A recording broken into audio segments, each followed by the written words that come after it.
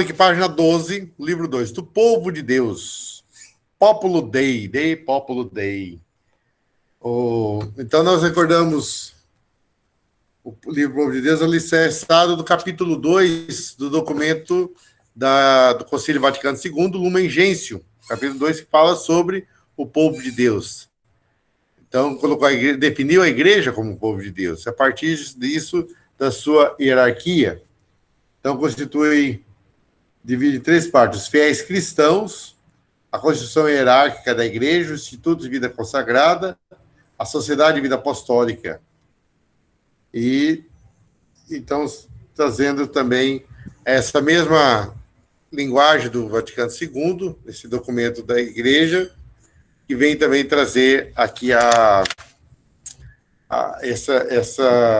esses livros de direito canônico. Então, vai ser as leis que vai falar sobre cada um deles. Quem são, como é que fazem parte, como é que ingressam, como é que nomeam, como é que pode sair, e tudo mais.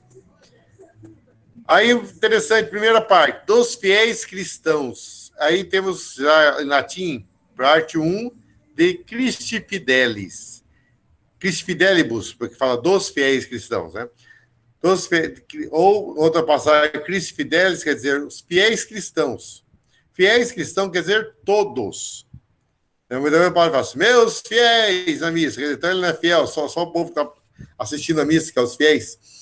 Então, os fiéis cristãos são todos aqueles que são fiéis em Cristo. É o Papa, é o Bispo, é os padres, os religiosos, os diáconos, todo o povo de Deus. Depois nós vamos ver as distinções. Logo depois, o título 2, fala do Christi Fidelis laico, Christi Fidelum laicorum, porque fala das obrigações direitos dos fiéis leigos. Então, como o Papa, agora Santo João Paulo II, escreveu uma carta após sínodo, pós-sinodal, teve um sínodo sobre os leigos, escreveu uma carta Christi Fidelis Laiti, ou seja, os fiéis cristãos leigos. Então, quando a gente fala Christi Fidelis, fiéis cristãos, a gente quer dizer todos os fiéis. Aí depois são fiéis cristãos leigos, fiéis cristãos clérigos, né? Os clérigos, geralmente não usam muito essa expressão, fiéis cristãos clérigos, os clérigos já esperamos que sejam fiéis, já antes pela sua graça batismal. Então, primeiro fala dos fiéis cristãos, no todo. Suas obrigações de todos os fiéis. Título 1. Título 2, obrigações do direito dos fiéis leigos. Aí destacam aqueles leigos. Quem são os leigos? Aqueles que não foram ordenados. Partindo do diaconato permanente, a pessoa já é ordenada, já não é mais leigo, ele é um clérigo. Um padre, o bispo.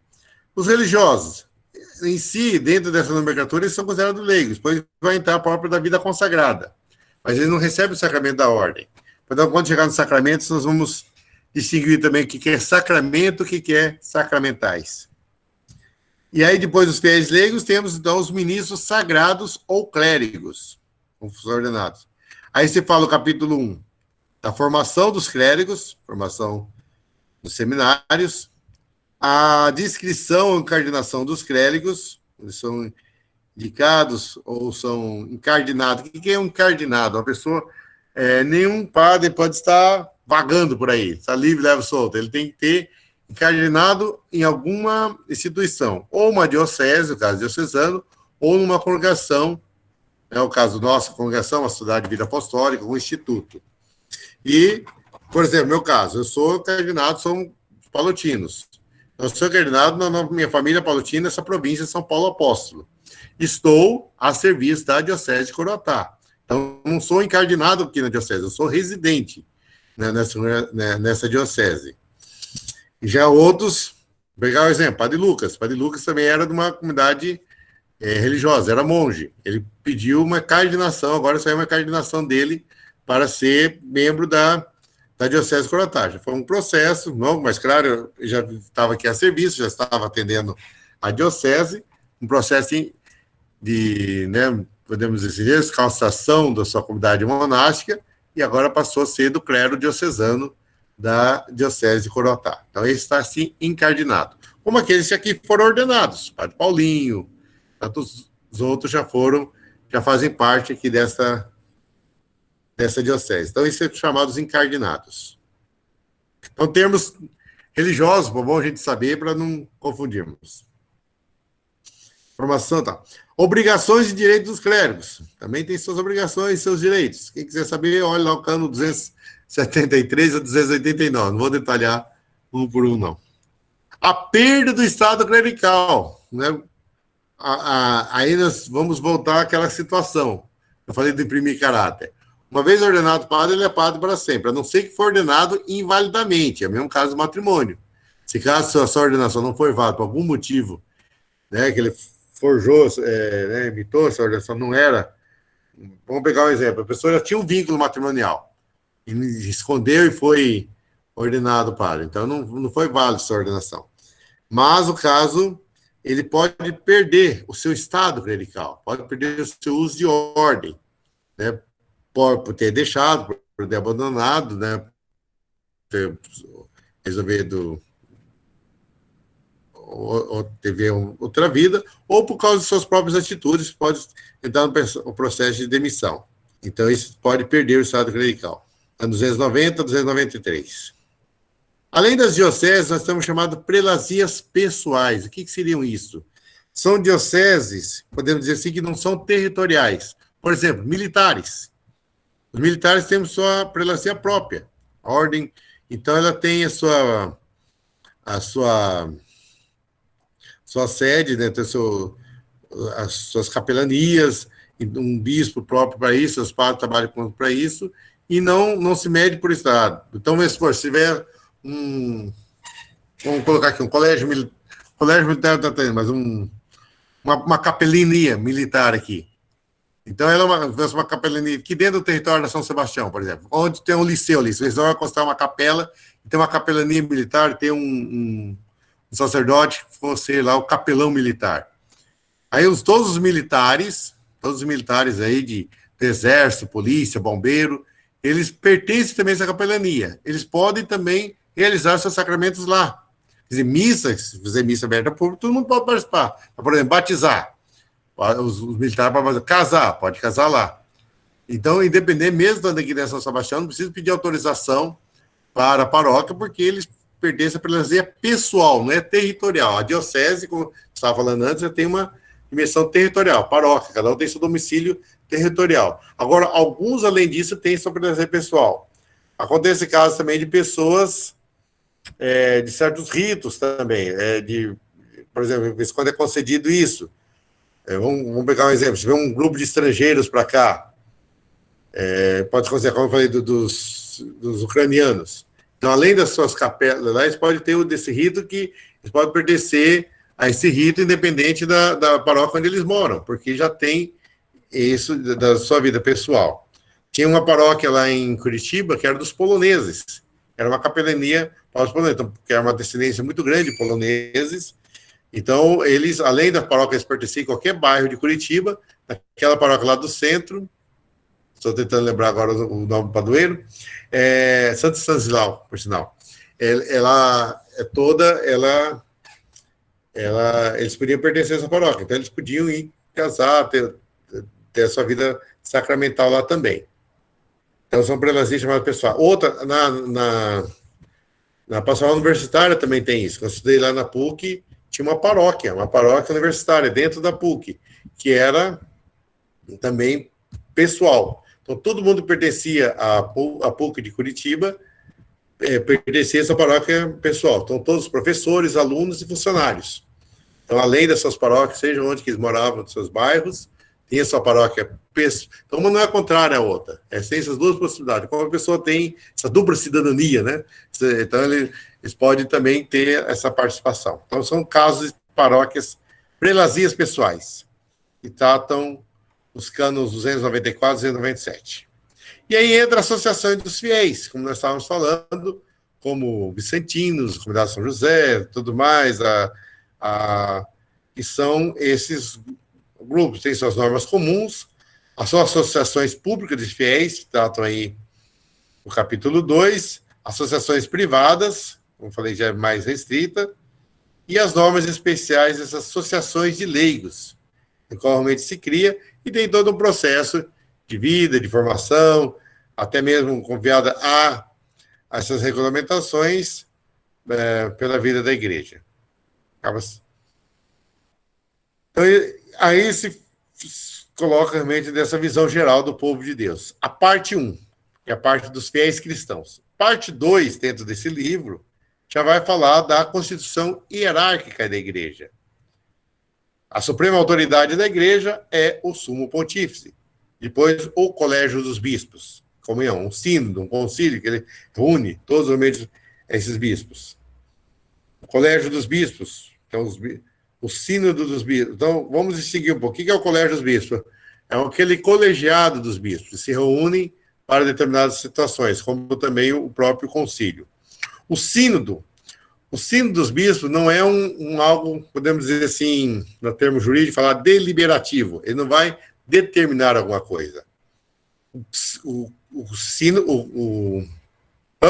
concílio, sim. O concílio dos bispos, sim, é deliberativo. Cria realmente documentos para toda a igreja. Por isso tem que ter a aprovação de todos. Já o sínodo, ele é consultivo. Consultivo é para quem? Para o Papa. O Papa marca um sínodo. Então, desde depois do Concílio Vaticano II, foram criados muitos sínodos da vida da igreja. Então, essa sintonia, portanto, essa imagem, o Papa Francisco ressalta tanto, que temos uma igreja sinodal, uma igreja em comunhão com todas. Então, foi determinados assuntos que trouxe realmente consultar os bispos do mundo inteiro, outros especialistas, para consultar sobre determinados assuntos.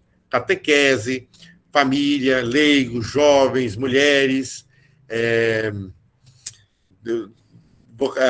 formação sacerdotal, e tudo isso foi assim. Então veio bispo do mundo inteiro, especialistas, debateram assim, em cima daquilo. Tem um documento de trabalho, foi refletido, voltou, faz os bispos, conversa, e depois eles lançam esse material de trabalho ao Papa. E o Papa, a partir daquilo que ele recebe desse sínodo, dessa consulta do sínodo, aí ele lança uma carta chamada Exortação Apostólica Pós-Sinodal. Então, o nome é grande, né? Eu tenho uma aqui, agora há pouco eu vi ela, eu vou achar uma bem conhecida e polêmica, tá aqui. Como dizer, matar a cobra, mostrar o pau, né? Essa aqui, ó, querida Amazônia. Por aqui. Essa aqui é uma exortação apostólica pós-sinodal, né? Tá escrito bem em cima, vou estar bem perto da câmera aqui. Exortação apostólica pós-sinodal. Por quê? Então teve sínodo, foi muito polêmico, sínodo, as pessoas começaram a dedominizar o sínodo, não era tudo para tudo tanto. Por quê? Porque chamaram pajés, índios, pai de santo, protestante. Sim, ele quis consultar como está a igreja, como está a vivência na Amazônia. Infelizmente, tem uma situação, não vou querer fazer uma análise sociológica, também não compete tudo isso, né? Mas uma parte assim, que eu vejo, pessoal, né? Estou colocando que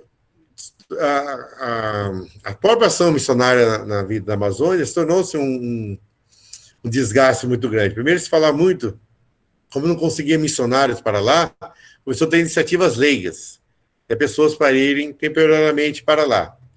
E achavam que só um ministeriado leigo ia ser suficiente. E temporário também, né? E acabou realmente não sendo suficiente. Teve um crescimento muito grande protestante, além dos outros cultos, religiões que lá tinham. E também a vivência própria, as ribeirinhas, diferença de rios, a questão realmente, essa presença da cultura indígena, que é marcante. E tornou-se. Aí começaram agora com esse sínodo, claro que aí no sínodo, para o sínodo, consultado primeiro, tinha os documentos de trabalho, fazer consultar primeiro o próprio pessoas que moram nos lugares. Então, a experiência, qual está a experiência? E missionários, muitos missionários também, igreja protestante, avançaram muito nessa região. Então, consultaram como é que está sendo esse trabalho evangelizador ali? Como é que está o respeito a essas suas culturas indígenas? Então, todos esses realmente foram consultados. Não significa que eles queiram defender alguma coisa para a igreja, né? Mas são coisas que devem ser realmente observadas e respeitadas, né? E depois eles sentiram muito essa falta sacramental. Aí que surgiu essas polêmicas que falaram que ia ordenar mulheres, então, para poder batizar todo o pessoal lá, ou ordenar os homens casados para poderem ser, por causa da falta de padres nessa região, para ser como foi pedido aqui, né, ser uma igreja Rosa da Amazônia, então padres, não seriam padres assim, missionários, pode ser trazidos outros lugares, mas simplesmente para morar lá, atender suas comunidades. Claro que isso não foi aprovado, não foi, mas foi ideia, surgiram? Foram. Foram ideias que depois não teve sua sustentação, né? Não seguiu realmente à frente, mas não destacou, não é por isso que o documento perdeu sua beleza. Até mesmo aqui no começo da introdução, o Papa fala, né, de um sonho de ser nosso sonho de uma Amazônia que integre e promova os seus habitantes e consolidar um bem de viver, mas impõe o grito profético e empenho em prol dos mais pobres. Então, para ter uma igreja com esse rosto da Amazônia, com essa característica própria do seu lugar. E aí tem mesmo crítica aí que eu faço, muitos acharam contrárias a essas situações, que de fato foram aprovadas, mas então que enviem missionários, né? Então que outros se disponham, mais padres, religiosos, que estejam para lá, que possam também atender essa missão, né? Então, isso é uma exortação apostólica pós-sinodal. Então, esse foi um grande exemplo de tantos polêmicos que surgiram, mas no final, o que temos? É esse livro, a exortação do Papa. O que saiu assuntos antes foram ideias, sugestões, relatos, né? Então, agora, o conclusivo é esse documento. Então, esse Sínodo dos Bispos, destaca aqui nos cânons, voltando aqui, o Sínodo dos Bispos, cânon 342 a 348, são sobre isso, ele é consultivo. Um sínodo, pois nós vamos ver aqui também, pode ser um sínodo diocesano. Dom Sebastião pode decretar um sínodo diocesano, fala, eu quero saber como está a situação da catequese no nosso diocese. Óbvio, quem que vai ser mais consultado? Os catequistas. Ou mesmo as crianças, os adolescentes que se formaram agora, que receberam o sacramento da primeira comunhão, receberam o sacramento do crisma, os padres, religiosos, todos que estão envolvidos nesse trabalho. Mas vai decretar, vai mudar alguma coisa? Vai colher essa informação e vai ao bispo. O bispo, sim, pode, depois, promover algum decreto, alguma orientação do seu trabalho. Mas isso dentro da situação. Como teve um sínodo sobre a catequese,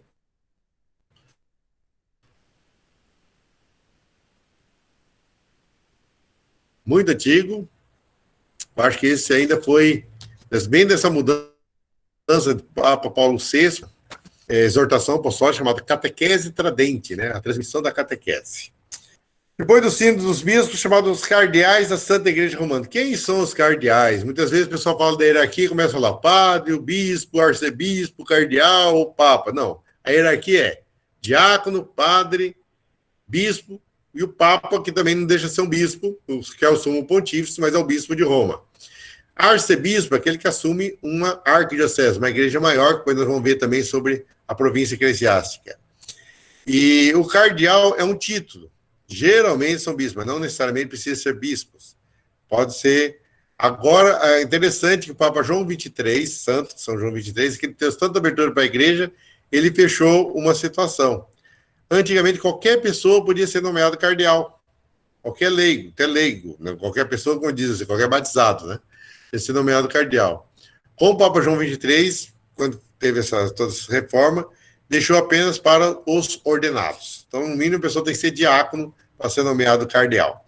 Geralmente, cardeal acaba sendo os arcebispos, aqueles estados. Tem outros que foram nomeados padres, inclusive, que até mesmo negaram, não quiseram realmente a ordenação episcopal para conservar seu próprio hábito religioso e foram nomeados cardeais. Os cardeais são aqueles que depois têm toda uma função, não é apenas para eleger e ser eleito papa, mas aqueles também que têm uma posição forte realmente da vida da igreja. A questão de serem também, como diz, eu falei ontem, ali diplomatas, né? Como diplomatas na vida da igreja, constitui assim deles. Além dos cardeais, temos chamado a Cúria Romana. O que seria a Cúria Romana? Aquilo que nós falamos da esplanada dos ministérios no nosso Brasil, né? Como temos os ministros, que trata das comunicações, do trabalho, da agricultura, dos transportes e tanto mais, temos a nossa Cúria Romana, toda a sua parte administrativa e seus diversos congregações para tratar esses assuntos. Cúria Romana, os legados do Romano Pontifícios, aqueles que são legados dessas funções. Isso é o capítulo 5. Aqui só vale a pena. É o cano 362.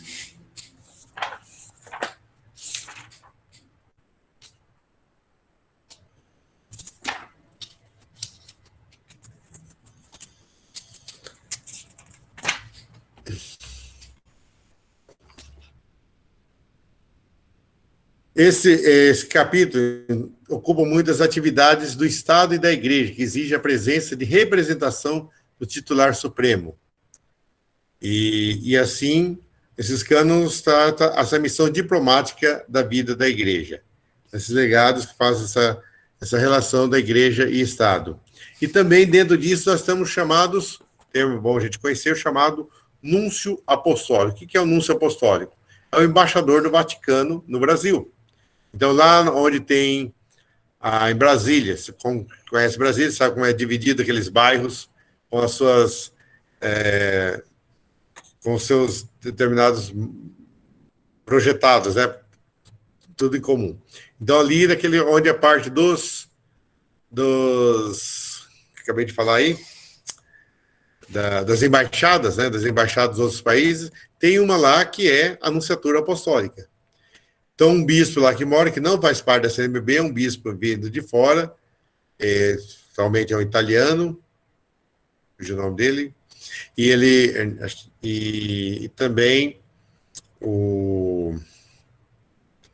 então ele mora então como uma nunciatura, como também tem uma nunciatura brasileira lá no Vaticano, um diplomata, e tem essa comunhão.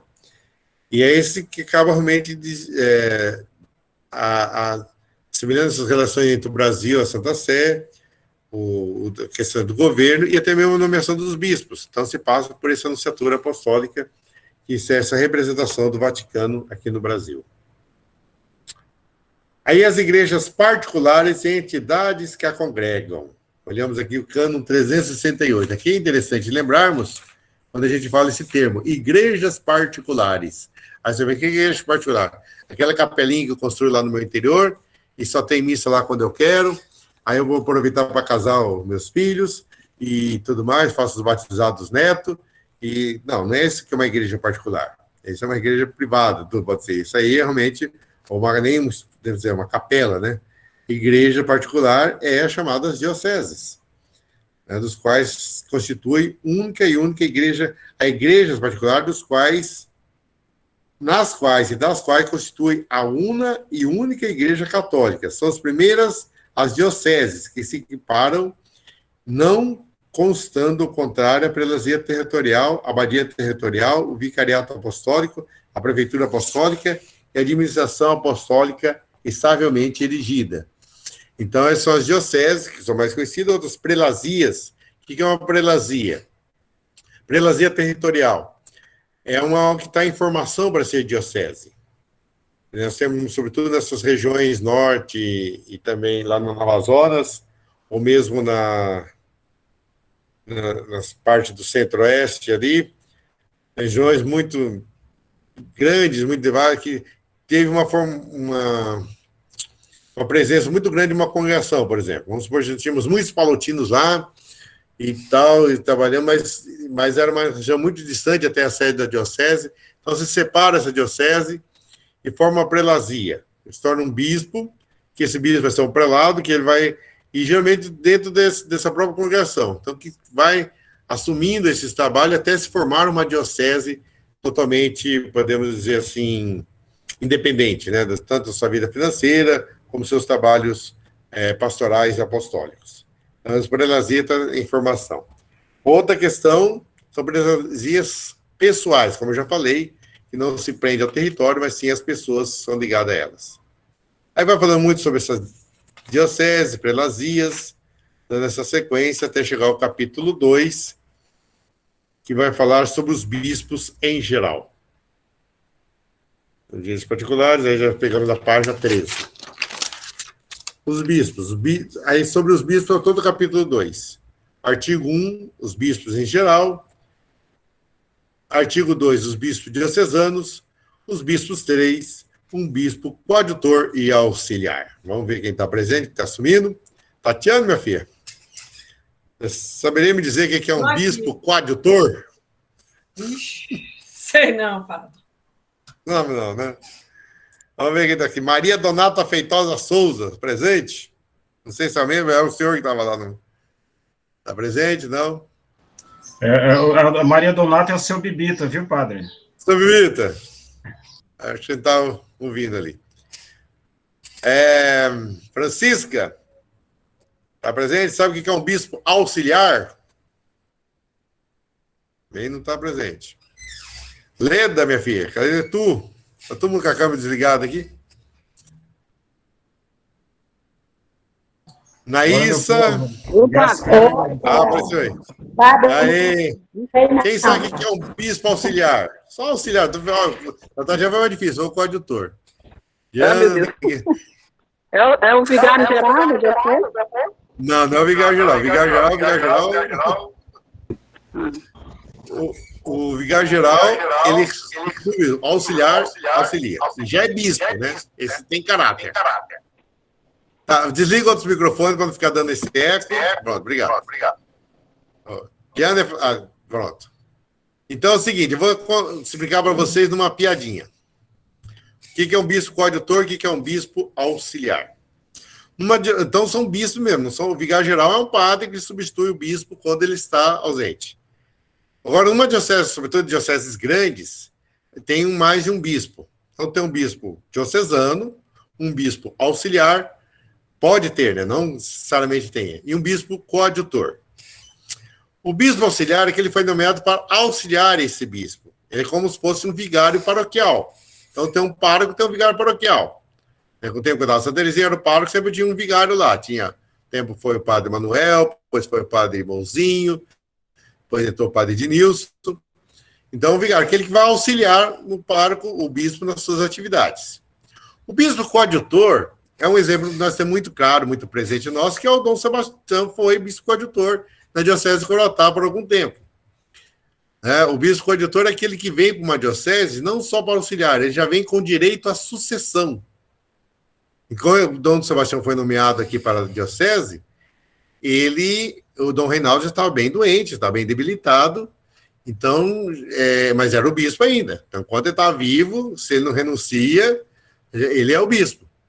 E não tinha nem por que renunciar, ele estava à frente, mas estava muito doente, já não tinha mais condições de tratar a diocese. Então, mais que vinha um auxiliar para auxiliar a ele, já veio um coadjutor, que vinha se auxiliar, respeitando realmente a primazia do bispo, que é o diocesano, mas ele já tinha direito à sucessão. O que acontece, é mais triste da história, que após Dom Sebastião é a morte de Dom Reinaldo. Dom Reinaldo faleceu, automaticamente Dom Sebastião passou a ser o bispo diocesano de Coroatá. Por isso, com todo respeito ao Reinaldo Dom Sebastião, mas eu vou ter que contar essa piadinha, posso perder a piada. Então, vamos pegar um outro exemplo, uma diocese que tem 3 bispos. Tem o bispo diocesano, e aí é muito grande, ele pede para ter um bispo auxiliar, então um bispo auxiliar nessa diocese. E como ele já está ficando de idade, já está muito doente, está próximo da renúncia, o governo também, o Vaticano nomeia um bispo coadjutor. Aí, de manhã, na hora do café da manhã, está lá o bispo diocesano tomando café, chega o bispo auxiliar e pergunta para ele: bom dia, Sua Excelência, o que eu preciso fazer hoje? Aí vem o bispo coadjutor e fala: bom dia, Sua Excelência, como é que vai a sua saúde? Vocês entenderam a piada, né? Então, essa é a diferença do coadjutor e do auxiliar. Então, tem os bispos em geral, diocesano, coadjutor e titular. Outra expressão que a gente costuma usar, não está aqui, chamada os bispos titular. Surgiu uma vez um decreto da igreja que cada diocese tem que ter seu bispo. Não pode ter mais de um bispo na diocese. E aí que entrou essa questão do auxiliar. Então, o auxiliar, ele não é o bispo daquela diocese, só está auxiliando. Então, quando vocês veem um nome de um bispo, até eu vi um desses documentos aqui, acho que até na introdução desse código de direito canônico, vou pegar um exemplo aqui. Esse mesmo. Dom Sérgio de Deus Borges, que era o presidente da Sociedade Brasileira Canonista. Ele é bispo titular de Guerches e auxiliar de São Paulo. São Paulo, uma cidade extensa, do tempo que eu sabia, era 12 milhões de habitantes, nem sei quanto que tem lá hoje. Então, são 6 regiões episcopais, a região episcopal que eu morei lá, chamada região Belém, na época, isso começo dos anos 2000, né, 2001 a 2005, tinha 60 paróquias, ou seja, mais que o dobro de Coroatá, né? São aqueles bairros extensos, de periferia, enormes, né? Então, só uma das 6 regiões de São Paulo. Então, de fato, não tem como um bispo viver sozinho lá, ele tem que ter seus bispos auxiliares. E aí já dividia essas regiões episcopais, cada bispo cuida de uma região episcopal. Então, dentro da nossa região episcopal, praticamente uma diocese. Nós tínhamos nossos encontros, reuniões do clero, formação, crisma, a gente já dá ser com o bispo regional. O bispo regional. E com o arcebispo, praticamente a gente tinha um encontro por ano, que era o dia do padre, e fazia um grande encontro, todo o clero da cidade de São Paulo. E aí sim, tínhamos aquele encontro com o Dom Cláudio, na época era o Dom Cláudio Umes, né? Então, essa aqui, a diocese, assim, já vou dar a falar, só terminando aqui. Então, essa questão realmente dos bispos auxiliares, ele certo, esse é mesmo. Ele é o bispo de uma diocese e auxilia na outra. Então, como eu falei aqui do Dom Sérgio, eu vou falar de Dom Júlio, que eu lembro mais de cor. Dom Júlio, quando ele foi ordenado bispo, foi auxiliar de São Paulo. Hoje ele é arcebispo de Sorocaba. É o nosso padre palotino, era provincial nosso. Então, ele não podia ser bispo de São Paulo, porque já tinha o Dom Odilo, que é arcebispo de São Paulo. Então, ele foi nomeado bispo titular de Camaguta, como o Dom Sérgio, bispo titular de Gregues. Ele tem o título de bispo naquela diocese. E onde é essa diocese? Não tem mais nada essa diocese. Foi tudo devastado, norte da África, sobretudo. Depois de toda aquela invasão muçulmana, acabaram as cidades, mas foram uma vez constituídas cidade, dioceses. É como uma vez uma paróquia instituída paróquia, ela fica sem paróquia. Mesmo que a igreja ela torna praticamente uma capela de uma outra paróquia maior, pela sua fraca participação e tudo mais, manutenção, mas o título dela é paróquia. Então, são dioceses que existem, então ele é bispo titular de uma diocese que não existe mais, como ali não precisa trabalhar mais, não tem mais nada do que a diocese, ele auxilia numa outra diocese. Então, é bispo titular de Gregues, como Dom Sérgio, auxiliar de São Paulo.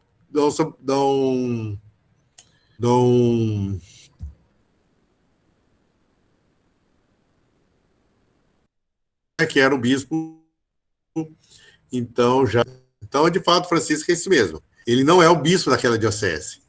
Tanto que ele não tem direito à sucessão. Se morreu o arcebispo, o bispo de uma diocese, não diretamente tem a sucessão, ele pode ser transferido ao mesmo. Ou mesmo na renúncia. São Luís aconteceu isso recentemente. O arcebispo lá era Dom José Belisário.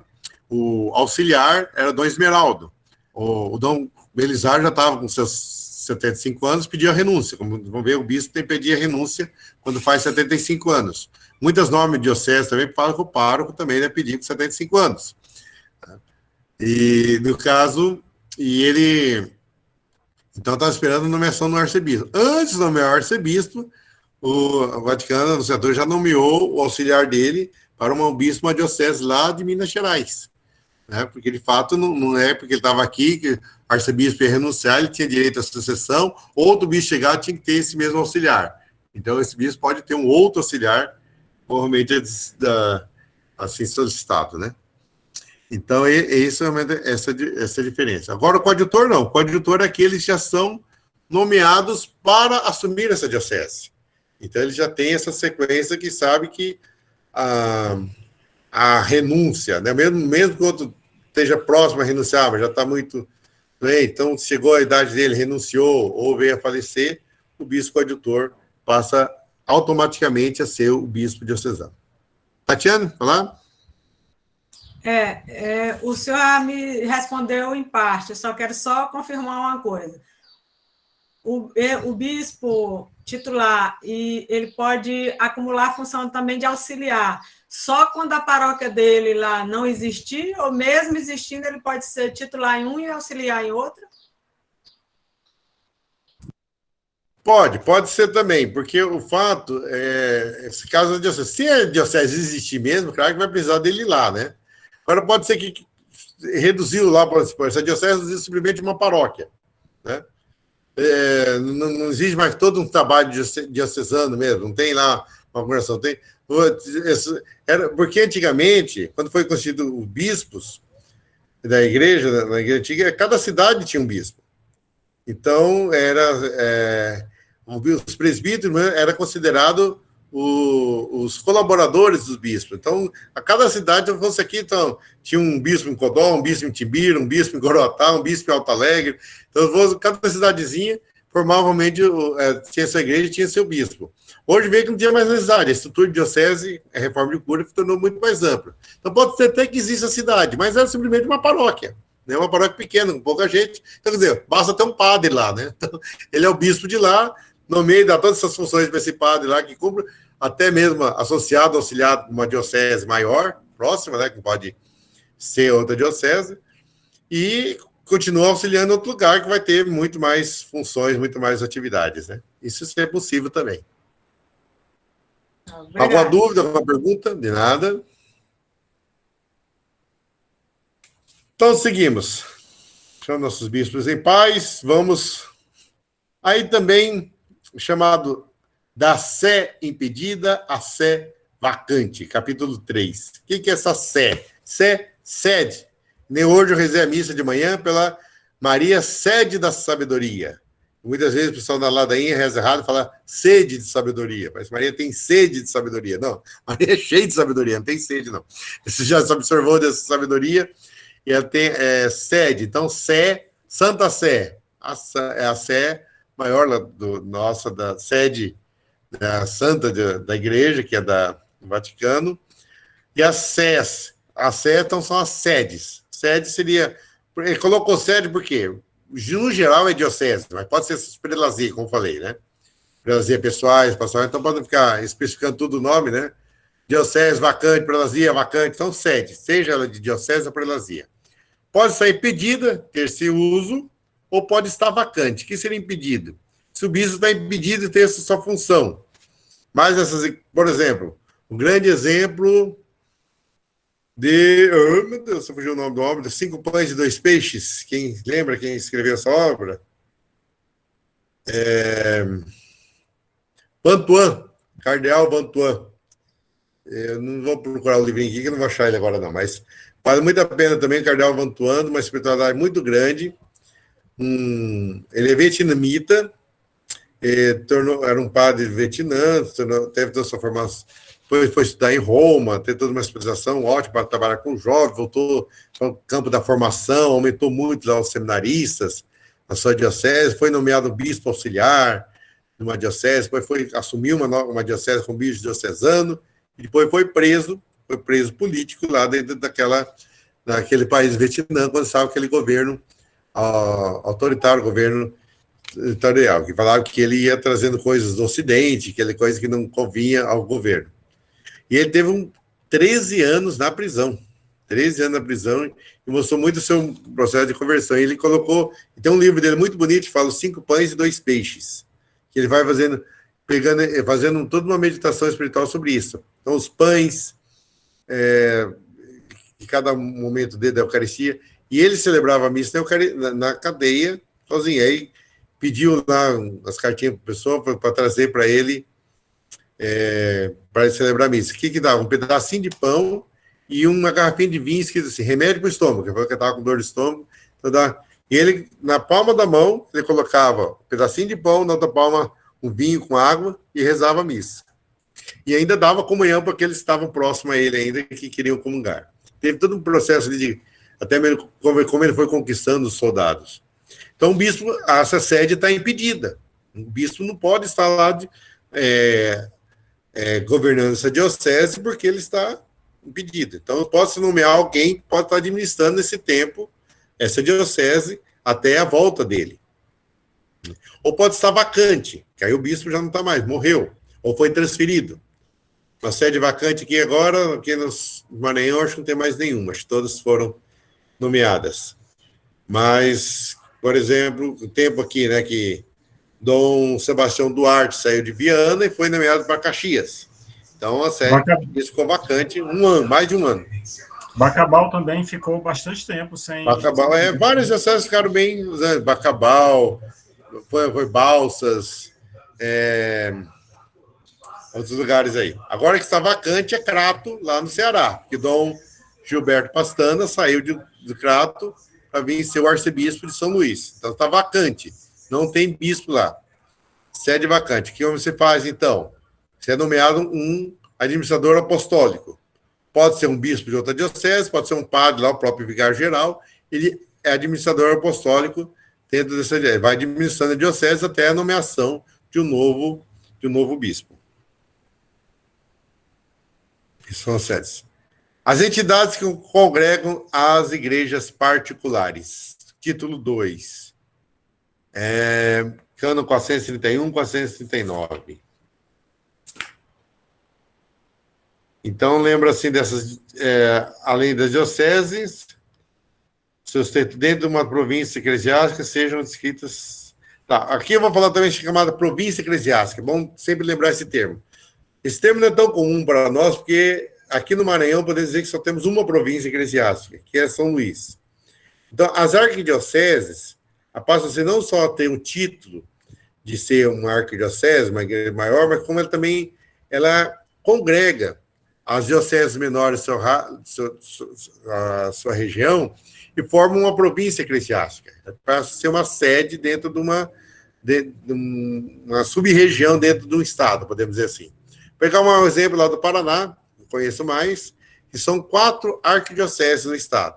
Tem a arquidiocese de Curitiba, que é a capital, tem a arquidiocese de Londrina, que é a segunda maior cidade, que é o norte do Paraná, que é 400 quilômetros distante, tem a arquidiocese de Maringá e tem a arquidiocese de Cascavel.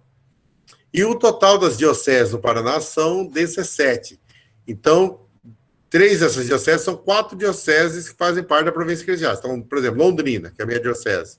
Então, tem a arquidiocese de Londrina, depois tem ali a diocese de Apucarana, de um lado, depois do outro lado, a diocese de Cornélio Procópio e a diocese de Jacarezinho. Então, essas 3 dioceses, uma arquidiocese, formam uma província eclesiástica. Assim é Maringá, com suas dioceses vizinhas, assim é Cascavel, com suas dioceses vizinhas, assim é Curitiba, que tem 5 dioceses. A arquidiocese, até acho que, aliás, aumentou, era 5, depois fizeram São José dos Pinhais, que são 6 dioceses, fazem parte da província eclesiástica de Curitiba. Então, claro, tem toda uma regulamentação, não é que o arcebispo tem poder sobre as dioceses vizinhas. Né? Por exemplo, o bispo de Londrina não tem poder sobre a diocese de Cornélio, sobre a diocese de Apucarana, mas se cria realmente uma melhor organização da vida da igreja. Então, como os nossos estados, né? Como tem todo o Brasil, todo é o povo brasileiro, mas tem os seus estados, tem suas cidades, tem suas diferenciações nesse meio e favorece a organização. E tem outras constituições, outros que podem estar constituindo dentro dessa província eclesiástica, as regiões episcopais. Regiões episcopais, como eu falei, em São Paulo, que tem muito grande a diocese, então se divide essas regiões, deixa um bispo auxiliar praticamente como uma função de bispo diocesano. Os metropolitas, que é dentro os bispos, arcebispos das capitais, dessas igrejas grandes. E aí, os chamados concílios particulares, capítulo 3,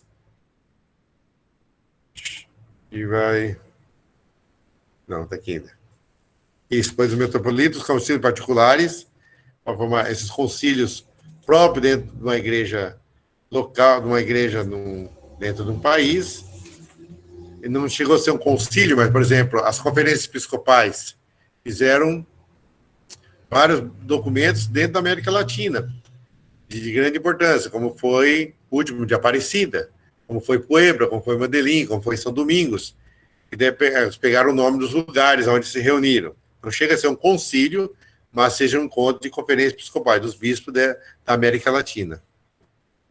Aí fala as conferências dos bispos, o que seriam essas conferências, no caso nossa CNBB, que responde aí pela organização da vida da igreja, é um organismo, ela não está assim hierarquicamente colocada, né, dentro da hierarquia, mas ela se congrega seus bispos, como também tem o Conselho dos Presbíteros, o Conselho dos Diáconos, o Conselho dos Religiosos,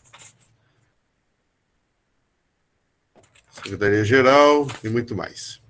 Muito bem. E aí, depois das conferências dos bispos, nós entramos o ordenamento interno das igrejas particulares. Igreja particular, lembrando que é diocese. O sínodo diocesano. Como eu falei para vocês, um sínodo, o bispo pode criar um sínodo diocesano, o mesmo parâmetro que tem esses sínodos da igreja. Como foi esse sínodo criado, como foi dos jovens, depois que esse documento Cristo Vivit, pode fazer o bispo pode consultar um sínodo aqui de determinado assunto, que vai ter um material de trabalho para ele poder lançar depois uma exortação.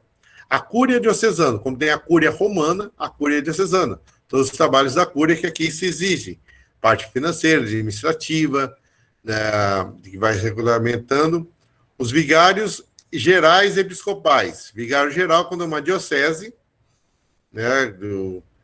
na diocese, um vigário geral, que responde pelo bispo na sua ausência. Como eu falei, na determinada expressão, que é, não sei, acho que a Tatiana não tinha chegado ainda, e dizendo, Tatiana, você pode chegar lá em Timbiras, encontrar o padre José Bazestein e falar para ele, seu ordinário sem caráter e às vezes incompetente.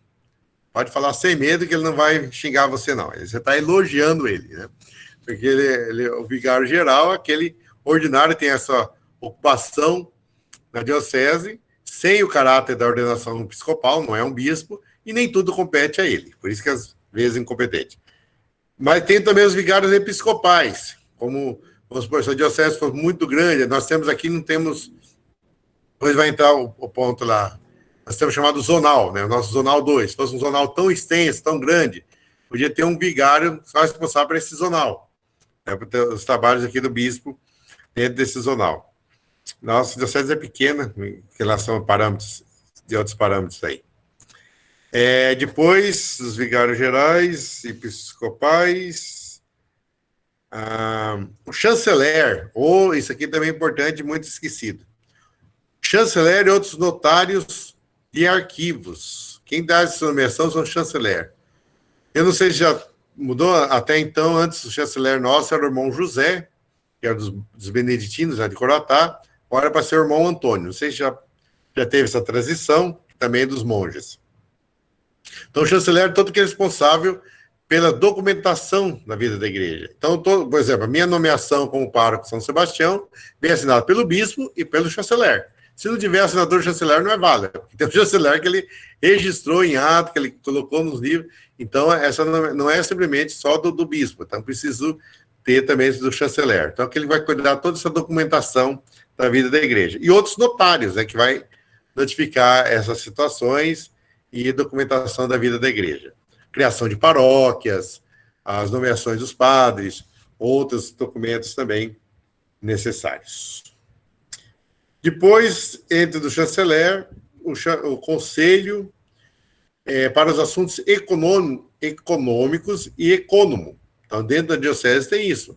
O CAED, Conselho Administrativo e Econômico Diocesano, e um econômico, que atualmente é o padre Jorge, e mais um senhor lá, o Manuel, que são responsáveis pela economia da diocese. Como cada paróquia também tem seu CAEP, que é o Conselho Administrativo e Econômico Paroquial.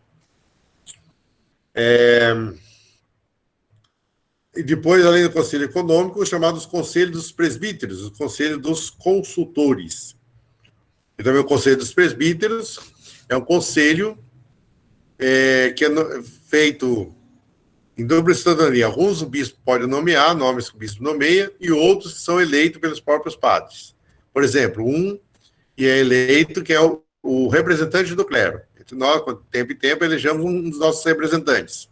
Esse automaticamente faz parte do conselho dos presbíteros. Depois tem mais outros, podem ser eleitos, e outros que o bispo pode nomear. E aí forma um conselho dos presbíteros que vão... Tudo isso só para homens? Que triste, nada. Não entendi o comentário, não. Como é que é, Anaísa? Explica melhor aqui, entendi porque você está triste aí, porque é só para homens. Não, porque até agora eu só estou escutando tudo só para homens, só no masculino. As mulheres não tem nada assim para as mulheres, só quando entra a parte dos leigos, né, que as mulheres estão dentro, mas o restante tudo é só homem. Não, tá certo, porque até agora nós estamos falando dos ministérios ordenados, né? Que da administração, apesar que, como diz, um conselho econômico pode ter mulheres, né? O conselho econômico não é só os padres. Até falei, tem, por exemplo, eu falei, o padre Jorge e o Manuel, que é o econômicos, né? São os dois responsáveis pela economia. Mas tem dentro do CAED, o conselho de formação, inclusive o conselho de formação seminária, tem um casal que faz parte também. Né? O Papa Francisco tem nomeado muitas mulheres, inclusive por certos secretariados. Claro que tem funções, por exemplo, o econômico, o vigário-geral. Ah, sim, também sobre o CAED. CAED é uma sigla, vou colocar aqui escrito para vocês entenderem melhor. Opa, só um momentinho, Tatiana. CAED. Conselho Administrativo e Econômico. Um centinho aqui. Meu teclado tá ruim aqui. Diocesano. É uma sigla, por isso está esse nome, CAED, né? CAED, esse é o significado dele. Conselho Administrativo Econômico Diocesano. É o conselho que vai administrar os bens da diocese. A questão de recurso, a questão realmente dos veículos, das entradas das paróquias, o caixa comum do clero e tudo mais. Tatiane? Sim, eu quero saber se o Conselho Presbiterial e o Colégio de Consultores é que avaliam a nomeação de padres? Avaliam, podemos dizer assim, é consultivo, né? Ele não é deliberativo, eles avaliam, o bispo consulta, mas a nomeação é de toda a função do bispo. O bispo, ele consulta, fala, olha, estou precisando de tal padre para tal lugar, quem vocês indicam? Quem vocês acham de... já vai ser o mandato do reitor do seminário, quem poderia... São Carlos, quem poderia assumir como reitor do seminário? Será que fulano de tal? Quem vocês acham? Uns dizem que sim, outros que não, outros muito pelo contrário, e avaliam, são conselhos mesmo, dentro dos trabalhos pastorais mesmo, dos próprios presbíteros. Mas depois, no final, a decisão final é do bispo. Claro que muitas vezes ele não vai querer ir contrário às próprias conselhos que vêm para não criar esse choque, né? Obrigada. Nada. Muito bem. Então, voltamos ao assunto econômico, já foi. Presbiteral, Colégio de Consultores. Concílio. Tá.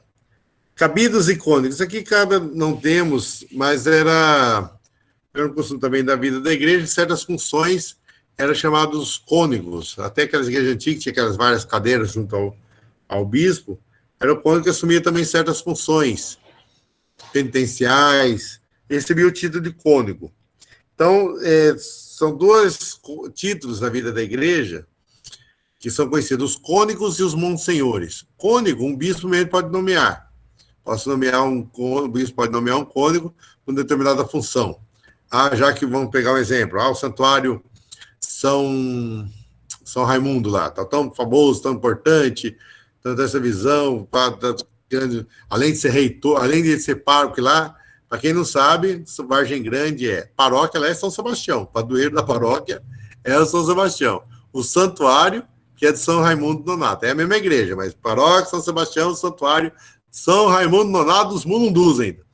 E aí o pároco lá, ele passa a ser pároco dessa paróquia e reitor de um santuário, como é o caso aqui de São Pedro, né? Paróquia São Pedro, santuário Menino Jesus de Praga, né? Então, mas são desses anos... A roupa chegou de lá, né? Foi festejar o São Raimundo. Muito bem. E então, não, então, por tanta importância desse santuário, vou nomear um cônego. Então, pode dar um título de cônego, mas apenas um título. Não realmente não vai mudar essa função dele, né? Como pessoas recebem esses títulos de honrarias na vida da igreja. E o monsenhor, muitas vezes a gente acaba exagerando e chamando muita gente de monsenhor. Por exemplo, vigário geral, a gente acha que é monsenhor. Não, nem sempre. O vigário geral, não é pela função que ele torna. Monsenhor já é um título dado pelo Vaticano, que o bispo solicita, e depois, que se assim concedido, então ele dá essa nomeação. Aí tem também o tipo de veste, coisa, mas passa a ser também apenas um título e não uma questão de novas funções, né?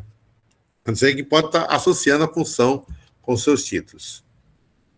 E aí vem o chamado Conselho Pastoral. Aí também já começa a entrar as mulheres, né? Isso, né? O Conselho Pastoral não é só os padres. O Conselho Pastoral Diocesano, aí acaba realmente tem muito amplo, né? Além dos religiosos, leigos que participam também junto. Representantes dos próprios pastorais. Esse é o capítulo 5. Capítulo 6, já é o cano 515, vamos ficando mais próximo de nós, que são as paróquias. As paróquias, os párocos e os vigários paroquiais.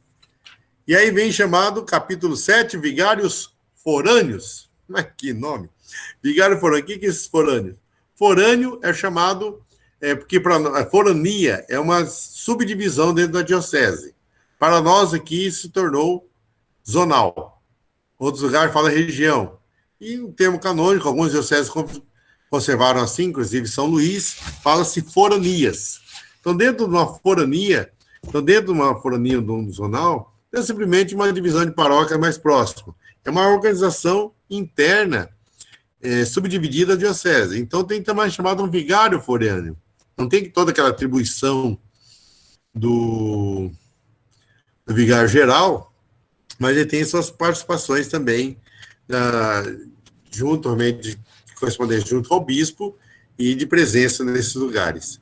Os lugares mais distantes, assim, mais amplos, por exemplo, o bispo pode crismar, então pode nomear o vigário forâneo, ou, no caso nosso, o coordenador do zonal, para viver no seu lugar.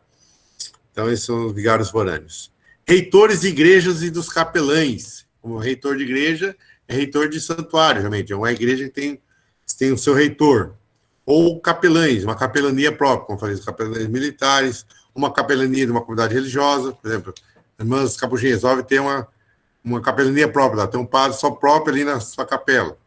Tem todas as atividades lá internas, elas também a participação de missas e tudo mais. Claro que se for alguma atividade além da vida da escola delas, já aí teria necessidade de solicitar a paróquia do qual pertence, né? Então, são as capelanias. Além das capelanias, como eu falei, os capelães também pessoais, né? Capelania militar, capelania de certos povos que têm moradores nos lugares. E aí vamos chegando os institutos de vida consagrada, Sociedade de Vida Apostólica. Praticamente isso nós vamos ver as chamados institutos de vida consagrada. São, norma geral, são os religiosos e religiosas. Alguns padres também, irmãos e irmãs religiosas. Então, tem umas normas comuns para todos os institutos de vida religiosa. Aí entra, título 2, institutos religiosos mesmo. As casas religiosas, a sua ereção e supressão. Então, foi criada uma casa religiosa, como foi instituído, se ela tem que ser fechada, por diversos motivos, não tem uma vocação, tem mais gente, ou mudar de missão, então pode ser atribuída. Pode falar, senhor. Bibita, quer falar um pouco? Padre, o senhor está me ouvindo? Pode falar, senhor, estou ouvindo. Aquele padre, os padres que vivem, que dá missa no quartel, que chama capelão, quer dizer que ele pode dar missa somente lá na capela da igreja da polícia? Não, ele pode. Não, ele pode celebrar dos lugares tranquilamente. Ele pode vir aqui na São Sebastião, pode celebrar missa, pode fazer batizar, tudo mais. O que ele pode... Mas tem autorização, não é isso? Sim, claro. Sim, como também, se eu tiver aqui, por exemplo, vamos pegar um exemplo ali. Eu quero celebrar uma missa lá no se for uma missa interna, só para a capela lá das Irmãs Capuchinhas, não tem problema nenhum, basta a casa dela. Se você quiser aproveitar lá o ginásio de esportes, a quadra lá das Irmãs, e celebrar uma missa, convidar todo o povo de Deus para vir para uma missa festiva, ou marcando um dia de um santo, ou do meu aniversário de ordenação, alguma coisa, aí eu preciso pedir autorização também para o Padre Lucas, porque não é o limite paroquial. Porque o padre de lá, o padre de Maranhão, ele faleceu. É o padre muito antigo lá da capelão lá da Polícia Militar em São Luís. Ele já faleceu já. Tá, era só isso, padre. Obrigado. Muito obrigado, viu? De nada, tudo bem. Então, essas capelanias, como disse, eles podem celebrar a forma, mas a jurisdição dele é dentro da vida militar. Então, o que ele for fazer de batizado, celebrações, casamento, dentro dos militares, tranquilamente. Não precisa pedir autorização para ninguém. Mas eu gostaria se eu fizesse o casamento meu, mas não sou militar, lá na paróquia tal. Também, eu vou lá. Mas aí ele ia precisar pedir autorização para o pároco local, né? Muito bem. Institutos religiosos. Então, a formação de uma casa, como pode ser fechada, o governo dos institutos, os superiores, seus conselhos, os capítulos. Nos capítulos aqui se diz aquelas assembleias, né? Os religiosos fazem umas assembleias, muitas vezes também eletivas, ou mesmo para reger certas caminhadas da congregação.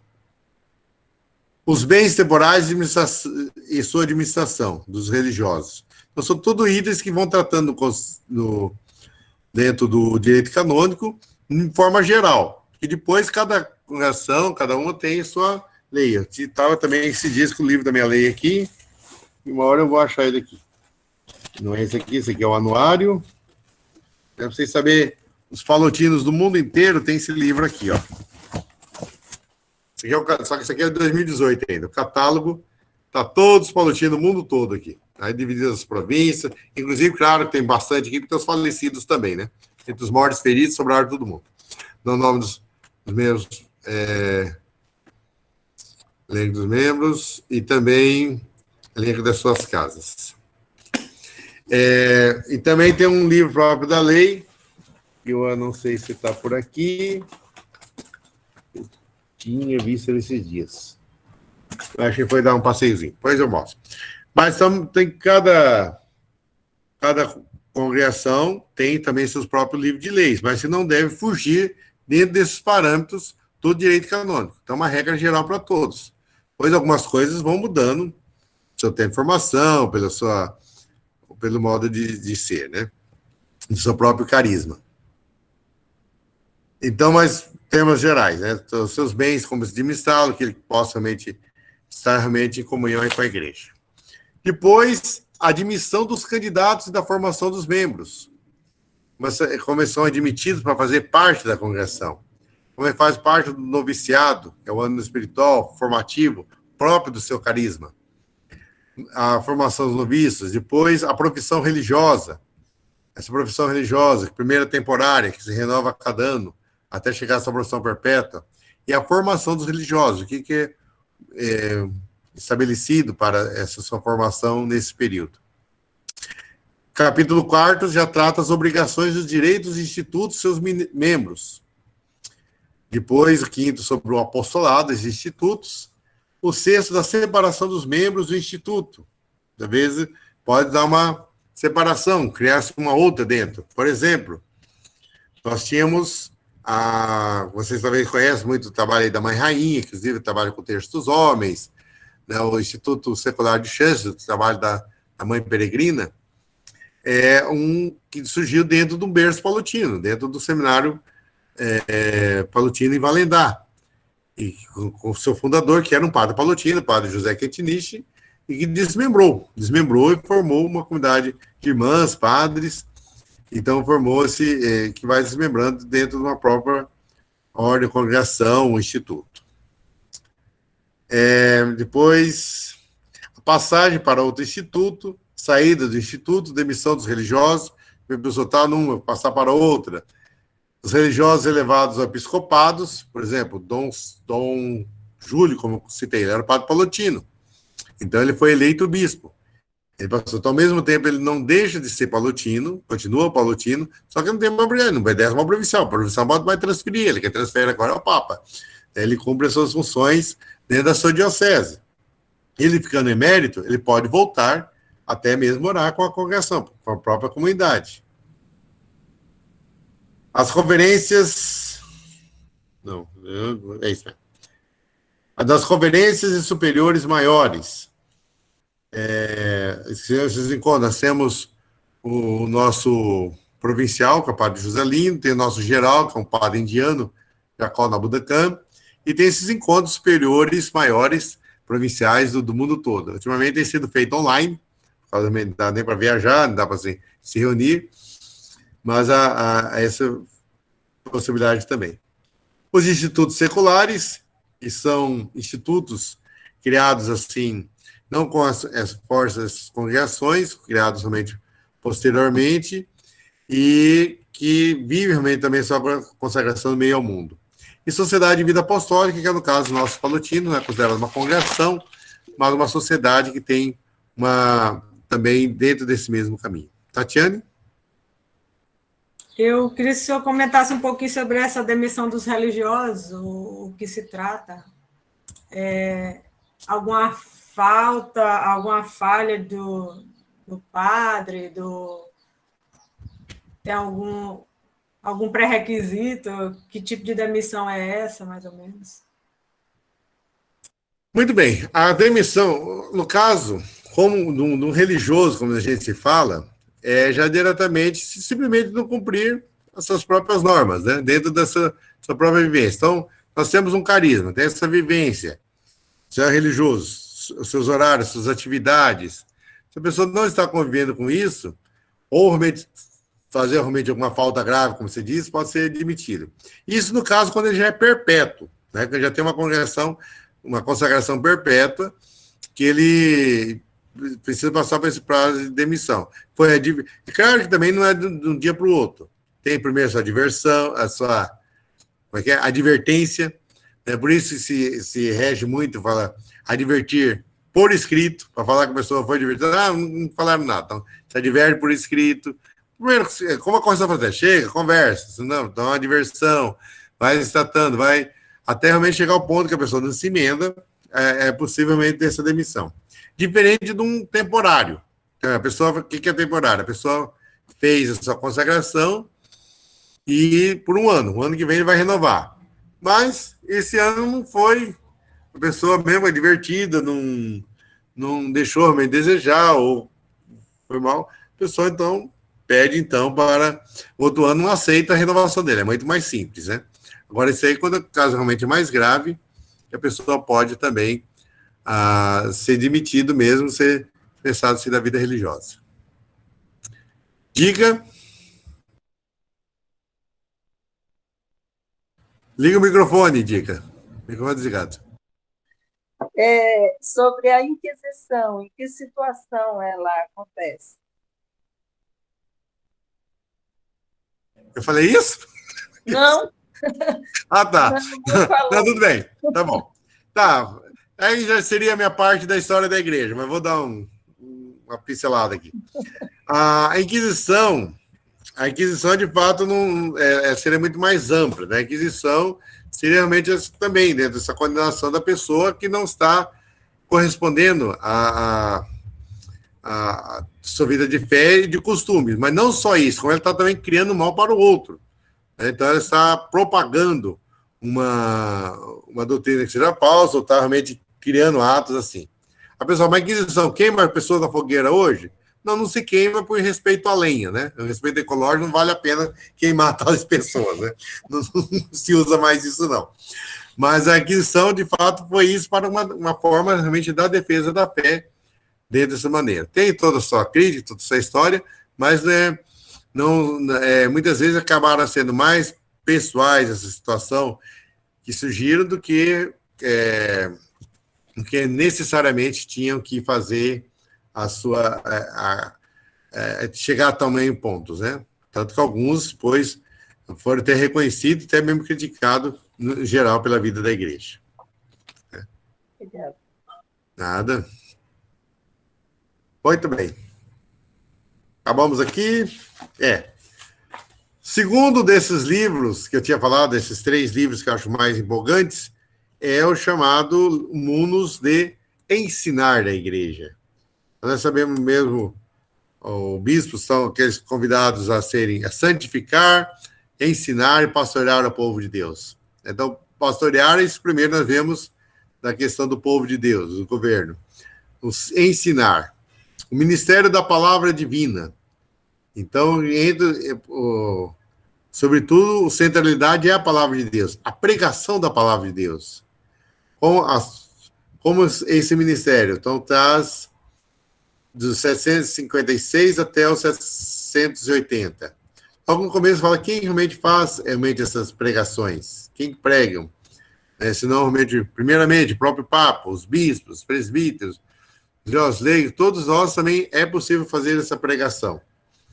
E dentro da pós fiz até um trabalho, até apresentei no nosso encontro de leitores, que é realmente pegando um desses cânones e sobre a importância da palavra de Deus, e um artigo que surgiu na revista Vida Pastoral do Papa, o Ministério da Palavra nas catequeses do Papa Francisco. Ele destaca muito bem sobre essa questão da palavra de Deus. Então, um momento ele chama até a atenção das pessoas tirando foto na missa, por exemplo. Mas, gente, não é importante a leitura? Né? O que alguém está lendo? Porque é importante que é a foto.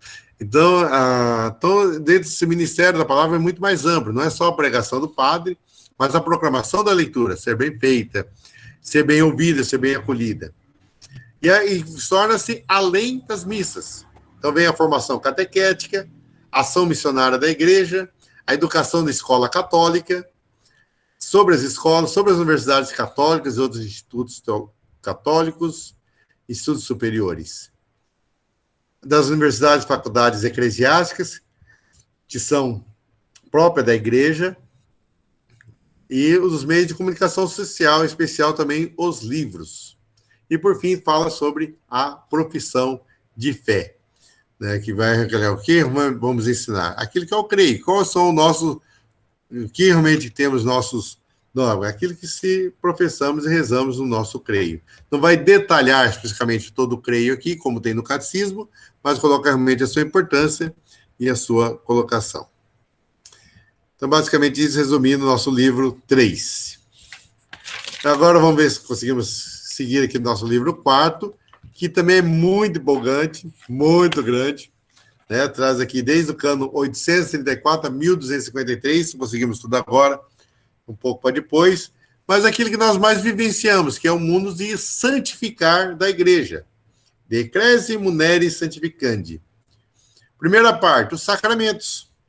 E o primeiro, o batismo. Sobre a celebração do batismo. Quem que é o ministro do batismo? Quem que é o ministro do batismo, minha gente? Quem vai me responder o ministro do batismo? Um já até sumiram. Faltou mais um ali. Quem que é o ministro do batismo? Quem que batiza? Padre, pode ser o diácono, não é? Isso. Pode ser o sacerdote, pode ser o bispo, não é isso? Pode. Aliás, eu tenho uma perguntinha melhor ainda. Um pagão pode batizar um cristão? Pedro Belo, água. Inclusive o leigo pode também, né? Em alguns casos especiais, né? O leigo também pode. Em caso ali de uma doença muito grave, né? Agora, eu não sei, assim, eu não tenho segurança agora no momento para dizer o pagão, mas eu ainda fico achando que não sei, no momento de extrema necessidade, eu não tenho segurança assim para dizer agora no momento, né? Muito bem. Vamos ver o que a Dayana vai dizer para nós, então. Vamos ver. No caso de uma criança estar doente, uma pessoa leiga pagã pode batizar, desde que seja em nome do Pai, do Filho e do Espírito Santo.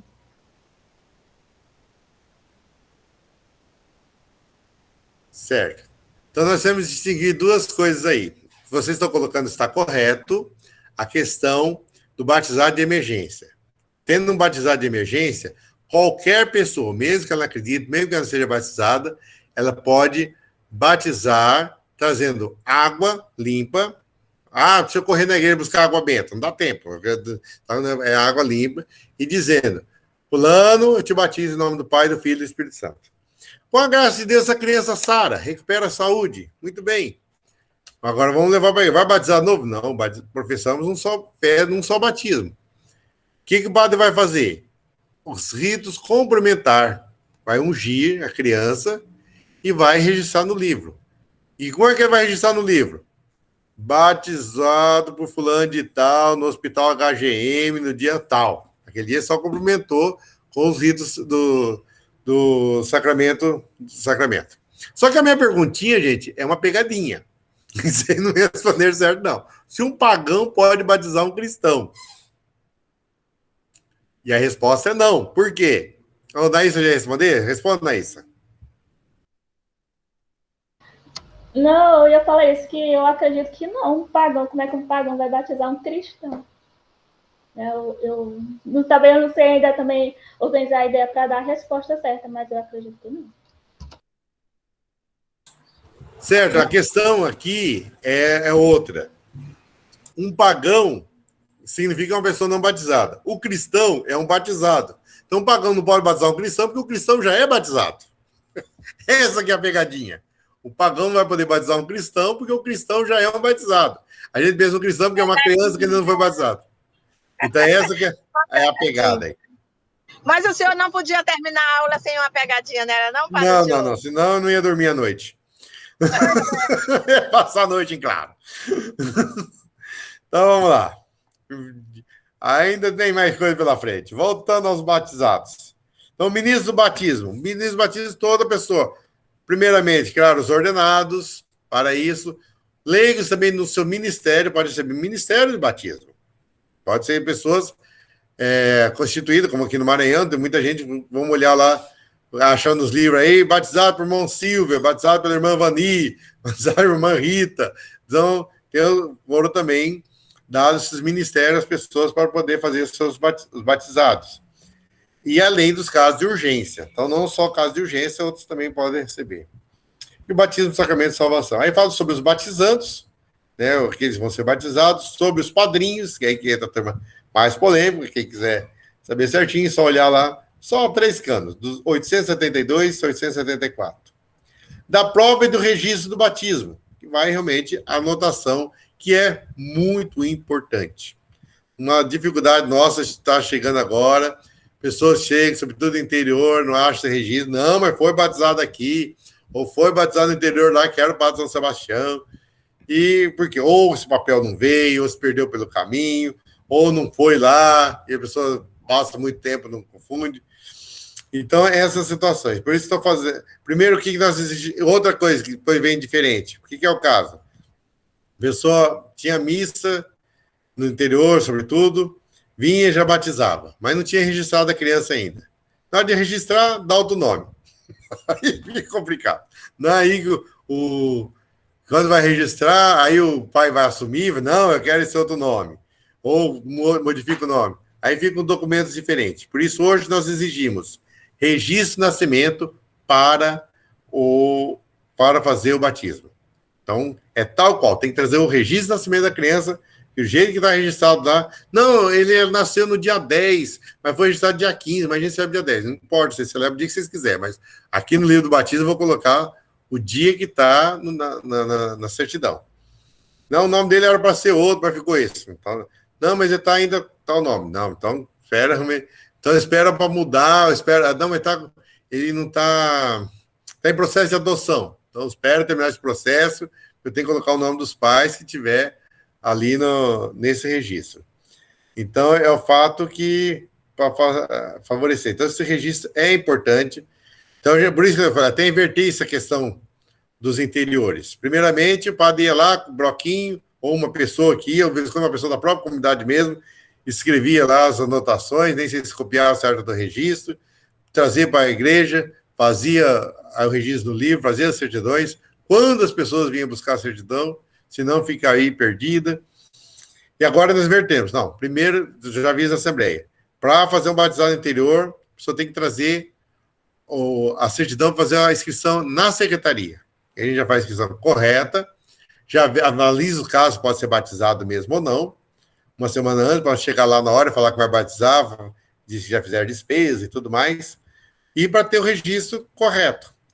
E aí a pessoa não precisa, pois quando eu chego lá no interior, eu já chego com a certidão de batismo. Então, tá, ficou mais difícil? Não, só inverteu a ordem. A pessoa tinha que vir depois do batizado, para pegar a certidão, ela vem antes para fazer a inscrição. Só inverteu a ordem de vinda, né? Porque a pessoa deixava para vir depois e nunca vinha, né? Então, isso tornou-se mais prático e seguro também para fazer nosso registro. E o registro do batismo é um registro tanto quão importante como o registro de nascimento. Então, se, por exemplo, está com um registro de nascimento, que tem um registro do batismo, por exemplo. Vou pegar um exemplo, a pessoa foi batizado, mas ela não tinha o registro de nascimento ainda. Beleza. Então, ela foi registrada aquele registro de batismo, assim que ela nasceu lá no ano 1970, por exemplo. Tá ok. Quando demorou muito tempo para registraram errado, registrou com o ano que ela tinha nascido em 72. Aí vai chegando perto de aposentar, fala, não, eu sou mais velho que isso, não tem só essa idade. Então eu quero comprovar que eu sou mais velho. Então eu quero pegar o batistério para levar lá na receita para falar que eu sou mais velho nessa idade. Então o juiz pode até pedir que se leve o livro, venha verificar o livro do batismo como foi registrado. Então é um trabalho muito sério a ser feito para não ter complicações posteriores. Padre, Oi. Para casar é preciso do registro de batismo, né? Mais ainda, atualizado com 6 meses. O registro de batismo é a porta de entrada na vida da igreja. Além da parte do registro, do lado tem uma coluna. E essa coluna se escreve as anotações.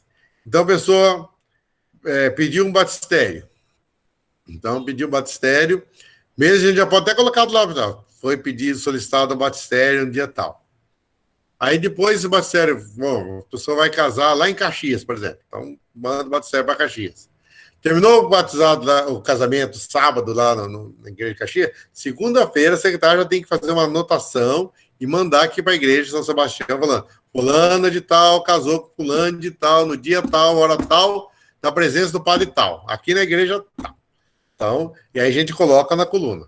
Vai que essa pessoa resolve, separou, tu pode ir lá para o Pará. Aqui no Pará ninguém me conhece, eu vou casar de novo. Aí então, onde você vai batizar? Vou batizar lá em Codó. Então pede o batistério, pede o batistério. Falei, não, meu velho, não pode casar mais não, já está registrado aqui, ó. Ele casou, já casou com fulano de tal, no dia tal, na presença do padre tal. Então é registro que passa para o secretário, o registro está no livro, né? Então isso vai ficar bem marcado. Então, por isso que tem que ser atualizado por 6 meses até a data do casamento. Eu casei em São Luís, certo? Fui batizada aqui na Matriz. Então, a igreja lá de São Luís comunicou aqui a Matriz? Espero que sim, né? É para ter comunicado. Agora, isso a gente não pode saber, porque, como diz, nós somos, a igreja é santa e pecadora, que é santa porque vem de Deus, e pecadora porque somos seres humanos, né? E todos os seres humanos... Oi, quase caí da minha cadeira aqui. São passíveis de erro, né? Então tem essa... geralmente para ser notificado. Deve ter sido, espero que sim, né? Aí não sei, tem que consultar lá no livro. Quem mais quase não casou aqui? Deixa eu ver. Eu quase não casava por causa do registro do batismo. Do meu esposo foi difícil de encontrar. E muitas vezes tem isso mesmo, tem casos difíceis de encontrar, mas às vezes é mal procurado. Mal procurado, que eu digo, das próprias pessoas que vêm das informações. Chega assim, não, foi batizado aqui, não, mas esse ano era lá no Matriz, não, lá não tá, não sei o quê. E aí, tem um caso aí que deu uma dor de cabeça para nós aí a semana inteira e acho que ainda não foi resolvido. Tem que ter...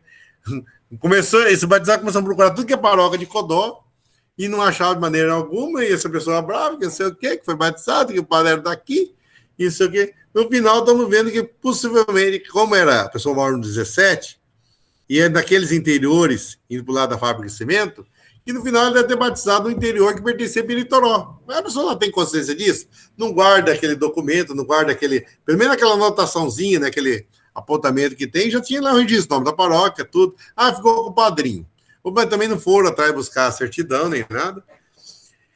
E depois, passando mais de 20 anos, fica difícil saber. E aí, pelas indicações, conversa vai, conversa vem, só que eu mandei lá, não sei se o secretário peritoral acho que não me respondeu, precisou verificar o celular. Se acha controlar. Então, muitas vezes a pessoa indica, não achou, mas acha, porque muitas vezes falta informação, a gente tem muito relaxo com essa questão documentação.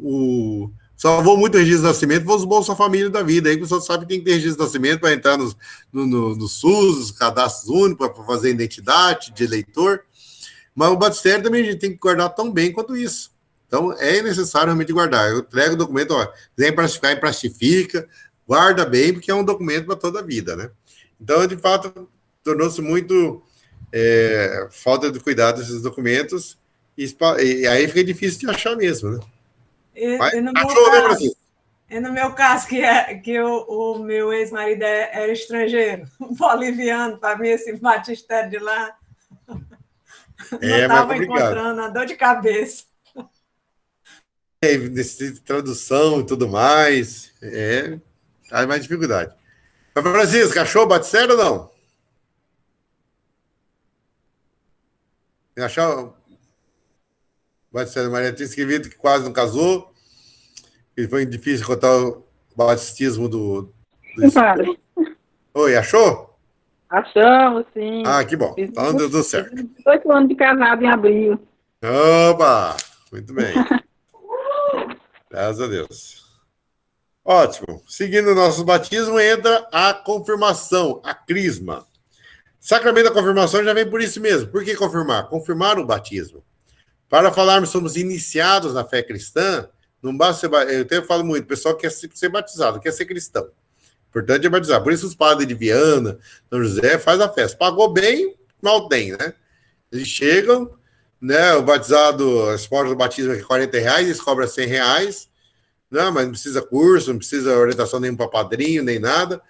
Então, saiu bonito na foto? Tá ótimo, né? Já tem compadre. Às vezes a gente vê a pessoa mais para ter o compadre que a importância da criança, né? Não que eu estimo muito essa pessoa, é meu amigo aí de trabalho, isso aqui, eu queria que ele fosse meu compadre. Então, por isso que dá para batizar o filho e não ver a situação do futuro da criança, né? E o sacramento da confirmação vem confirmar essa graça do batismo. Né? Não que ele é fraco em si, mas vem ser um passo além. No batismo, nós recebemos a graça santificante.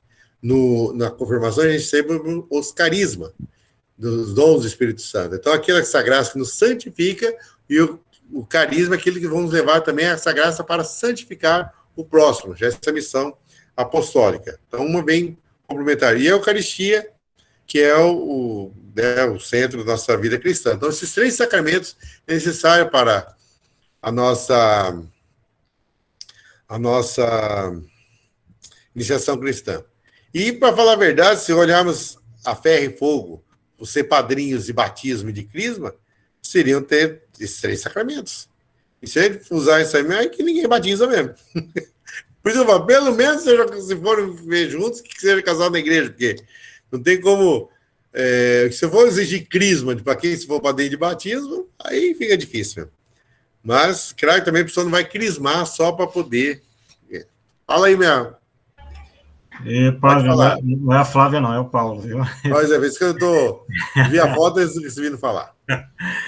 Padre, na questão da crisma, eu acho estranha essa questão do padrinho. Porque no batismo, tudo bem, como é um sacramento de entrada na vida cristã, geralmente o padrinho ele tem uma atuação realmente mais forte, né? Ele pode ajudar nessa afirmação da fé, né? Ajudar a criança de tantas formas, e até os pais, que muitas vezes são muito despreparados, né? Mas no crisma, durante a celebração do crisma, essa questão do padrinho me parece mais um pendulicário do que propriamente ter um papel eficiente nisso aí, não é?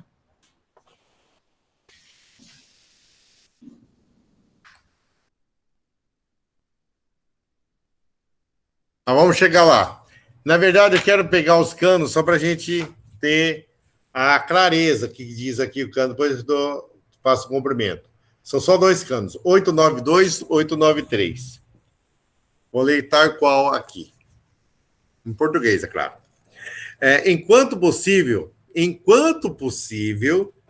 assista ao confirmando um padrinho, a quem cabe cuidar que o confirmando, como verdadeira testemunha de Cristo, cumpra com fidelidade as obrigações inerentes do sacramento.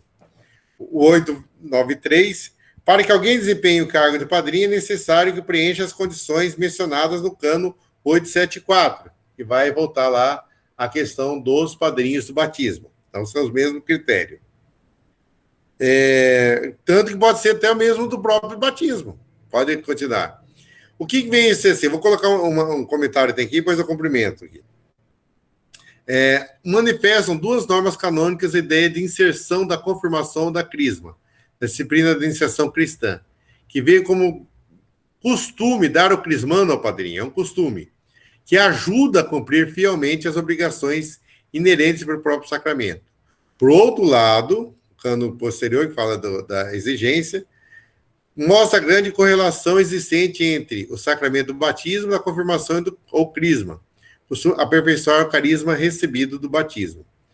Quanto às condições para ser padrinho, são as mesmas do padrinho de batismo, ressaltando sempre o princípio e o critério, as condições que nunca devem ser vistas como elemento de exclusão, mas sim pela própria lei canônica que exprime e trata a condição, as suas próprias condições. O que notamos dessa maneira? O padrinho de batismo não se coloca, se possível, não coloca nem realmente como obrigatório. Mas você vai lá, não precisa ter padrinho, só parece que é ter o padrinho, né? A importância do padrinho. Então, uma vez que tenha, que cumpra essas normas. Por quê? O padrinho seria essa norma, aquele que vai dar uma continuidade da sua vida da cristã. Muitos casos estão crismando aí, já são, que nem nosso caso aqui, nós vamos ter no dia 10 de outubro, a crisma. Então, as turmas de Categamar, uma turma do interior, de Bacabinha, outras turmas aqui, e sempre abre essa possibilidade de alguns adultos, líderes, que estão participando da vida da igreja, não foram crismados e têm condições de crismar, por que não crismar, né? Então, são encaminhados esses casos também. E aí, de fato, a gente vai analisar, aí, uma vez que, então, necessidade de ter um padrinho, não, a pessoa já tem um encaminhamento de vida. Aí a gente pensa mais nessa questão do jovem, do adolescente, que está formando, que tem ainda alguém que o acompanha. Aquele que o acompanha representa a igreja. Então, ele daria uma continuidade até nessa vida catequética da vida da igreja. O que é realmente diferente dessa questão do padrinho do batismo, que vai ser realmente assumir total responsabilidade da fé dele.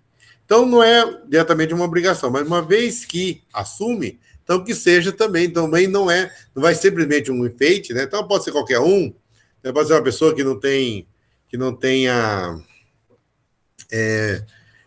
vínculo aí com a igreja, ou que esteja falta dos seus sacramentos. Não, também uma vez que assume, que ele tem que assumir realmente para valer. E até voltando um pouco do batismo, vocês me perguntaram, mas eu vou falar mesmo assim, que é daquela questão dos padrinhos de consagração. Muitas vezes é esse mesmo detalhe. Por que padrinho de consagração pode ser num casado, que não é casado da igreja, o batismo pode, né? Não necessariamente que pode, porque na linguagem oficial da igreja não existe padrinhos de consagração. Aliás, não há nem consagração a Nossa Senhora. O rito se diz ato de devoção a Nossa Senhora. É um ato de devoção, de entrega a Nossa Senhora que se faz no dia do batismo. E é facultativo. Pode ter, pode não ter. Não necessariamente precisa ter nesse dia. Pode ser no outro dia, pode ser antes do batizado, pode ser depois do batizado. É um ato de devoção. Mas aqui no Brasil, tudo parece que tem que ter padrinho, né? Tudo o pessoal quer chamar padrinho mesmo. Como casamento. Não tem casamento. Pessoal, padrinho de casamento tem que ser casado também? Não é padrinho. Nós falamos padrinho, chamamos padrinho, mesmo padrinho, entrada dos padrinhos, mas na ata do casamento, na certidão, vai que? Testemunha. É duas pessoas que testemunhou que aquele casal casou. Vocês são casados, vocês não são casados, se está ali nome de dois homens, duas mulheres, né? Necessariamente, não é necessário ser um casal, né? Então, o termo padrinho torna-se muito forte no nosso meio, né? Então, até eu costumo colocar nos batizados assim, a missão do padrinho do batismo é educar a criança na fé. Por isso, sim, tem que ser esse caminho. Do padrinho de consagração, a gente tem que usar o termo mesmo, é de trazer sua devoção à Nossa Senhora. Um devoto à Nossa Senhora né? Claro que se for tão devoto mesmo, ele tem que regularizar a sua situação também de vida, né? Mas é muito mais amplo. Então, primeiro que ensine a rezar a Ave Maria, que dê um terço de presente, dê uma imagem de Nossa Senhora, que busca também essa forma devocional Nossa Senhora, essa forma piedosa que é mais forte em nosso meio. Entendido aí, Paulo? Ou mais alguém? Ok, padre, Tá entendido. certo. Vamos ver até onde a gente consegue. Até meio-dia mesmo, ou até um pouco antes do meio-dia que nós falamos? Bom, você que sabe aí, pode ser também um Não, pouco... eu estou tranquilo aqui. Os seus outros aí, tem que terminar aqui, ainda tem que fritar ovo para almoçar. A gente termina uns 15 minutos antes, tá bom? Tá bom, tá bom. Dá tempo de sentar o arroz. Muito bem. Como eu falei, o mundo santificador da igreja ele é muito amplo, é mais assim, ele é mais, como se diz, envolvente, né? Tanto só esses assuntos. E ao mesmo tempo são coisas que vocês estão vendo no decorrer. Não fale ovo, tá bom, não vou falar mais não. Falando na questão do. É que com o preço da carne, o jeito é eu comer ovo, né? A questão daquilo que nós estamos vivendo na vida da igreja. Então, é o batismo, a crisma e a Eucaristia. Santíssima Eucaristia. E aí que vem a celebração da Eucaristia, ministro da Santíssima Eucaristia. Quem que é o ministro da Eucaristia? E agora? Vou perguntar, quem aí é ministro da Eucaristia? Levanta a mão. Alguém é ministro da Eucaristia aí presente? Quem é ministro? Você é o ministro da Eucaristia? Oh, eu não sabia não, Nadir. Rapaz, o Papa já ordenou a senhora para poder celebrar a missa? Que bom, hein?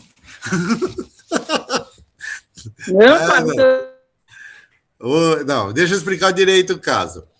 Ministros da Eucaristia são os ministros ordenados que celebram a Eucaristia. Então, o Papa, os bispos, né, para a tristeza aí da Anaísa, né, Anaísa? Só os homens, padre, o bispo, o Papa, os bispos e o padres. Nem os diáconos não são ministros da Eucaristia. Vocês, né, que assumiram esse ministério, de ministério extraordinário da comunhão eucarística. Tá vendo? Tô vendo. Sim. Extraordinário. Por isso, aí que vem um elogio para vocês, ó. Nós, padres, bispos, o Papa, nós somos ministro ordinário e vocês são extraordinários. Aí que termina a terminologia. Ordinário, fomos ordenados para isso. Então, nós podemos distribuir a Eucaristia pela nossa ordem. A ordem que recebemos. Vocês, extraordinariamente, distribuem a Eucaristia, né, na igreja, para ajudar na comunhão dos fiéis, e levando também na casa dos enfermos, doentes, que não podem participar. Então, distingue, o ministro da Eucaristia são os extraordinados. Participação da Eucaristia, quem participa da Eucaristia. Então, tem esses cânones, do 912 a 923. Ritos e cerimônias de celebração eucarística. Pronto. O tempo e lugar da celebração eucarística. A conservação e a veneração da Santíssima Eucaristia, como é conservada os sacrários ou tabernáculos, como usamos a expressão. As esportas para a celebração da missa. Por que dessas esportas? Que, de fato, né, as intenções de missa. Por que essas esportas? Também está aqui para o cuidado também do próprio clero, daqueles que administram a Eucaristia. Né? Então, ela é muito mais ampla, certamente dentro da teologia, vocês viram muitos esses assuntos, sobretudo com a parte dos sacramentos, ou a própria doutrina da Eucaristia. Sacramento da penitência, da reconciliação. Celebração... Oi? Quem falou? Oh, desculpa, meu celular desligou, porque o senhor não entendeu. O padre, o ministro da Eucaristia, quando o senhor fez a pergunta, o celular descarregou. Sério, vou explicar de novo, senhora. Não, ministros da Eucaristia são aqueles ordenados para consagrar a Eucaristia. Então, é o padre, o bispo, o papa. E nem o diácono permanente não é. Hã? Você escreveu, o padre, eu vi que você escreveu. Tá por isso, assim, o padre. Não, tá certo. Sim, eu vi que você escreveu. Tá certo. Porque a pessoa muitas vezes confunde e fala assim, sou ministro da Eucaristia. Não, é ministro da comunhão eucarística. Vai usar a Eucaristia, extraordinariamente ainda, né, para a comunhão eucarística. Tá certo. Exatamente. Então, vamos lá no outro que o pessoal mais esquece, a confissão, a penitência, a celebração do sacramento. Quem que é o ministro do sacramento da penitência? Também os ordenados, padres, bispos, no caso o Papa, né? Nem o diácono também não atende o sacramento da reconciliação. Sobre o penitente, a pessoa... Indulgência. Indulgência vale até um capítulo à parte, é um fato muito interessante, que muitas vezes é mal visto, né? Indulgência, o pessoal lembra da Idade Média, porque as críticas de Lutero, porque o pessoal comprava o céu, dava dinheiro para construir igreja e pagava todos os seus pecados. Não era bem isso, não. Uma distorção aí histórica e as indulgências, que vou rapidamente explicar a questão da indulgência aqui. A indulgência é uma chamada de reparação dos pecados. Ele não apaga os pecados.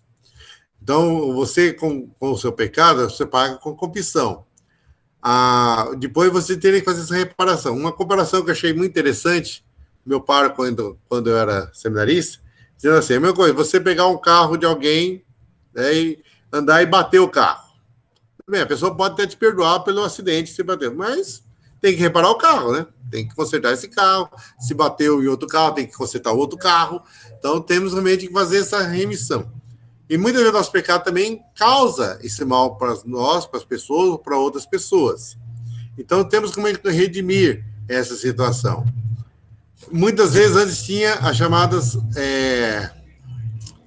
é que se diz? Aquelas questões penitenciais muito fortes. Vamos ver na de pessoa vestir de saco, cobrir de cinza, pedir perdão na porta da igreja, fazer uns atos de sacrifício muito pesados, que nem todo mundo aguentava. Mas, ao mesmo tempo, nós somos uma igreja peregrina nesse mundo, que temos essa grande igreja celeste que nos acompanha na eternidade. E a riqueza, os tesouros do nosso Senhor Jesus Cristo, nossa Mãe Maria Santíssima, e dos santos e santas. Então, eles, quer dizer, como dizer, isso aí tem crédito de sobra na sua vida. Pode ser indulgente com nós. Então, nós oferecemos a eles que vão ser indulgentes conosco para remir essas nossas falhas. Então, não paga os nossos pecados. O pecado paga com a confissão.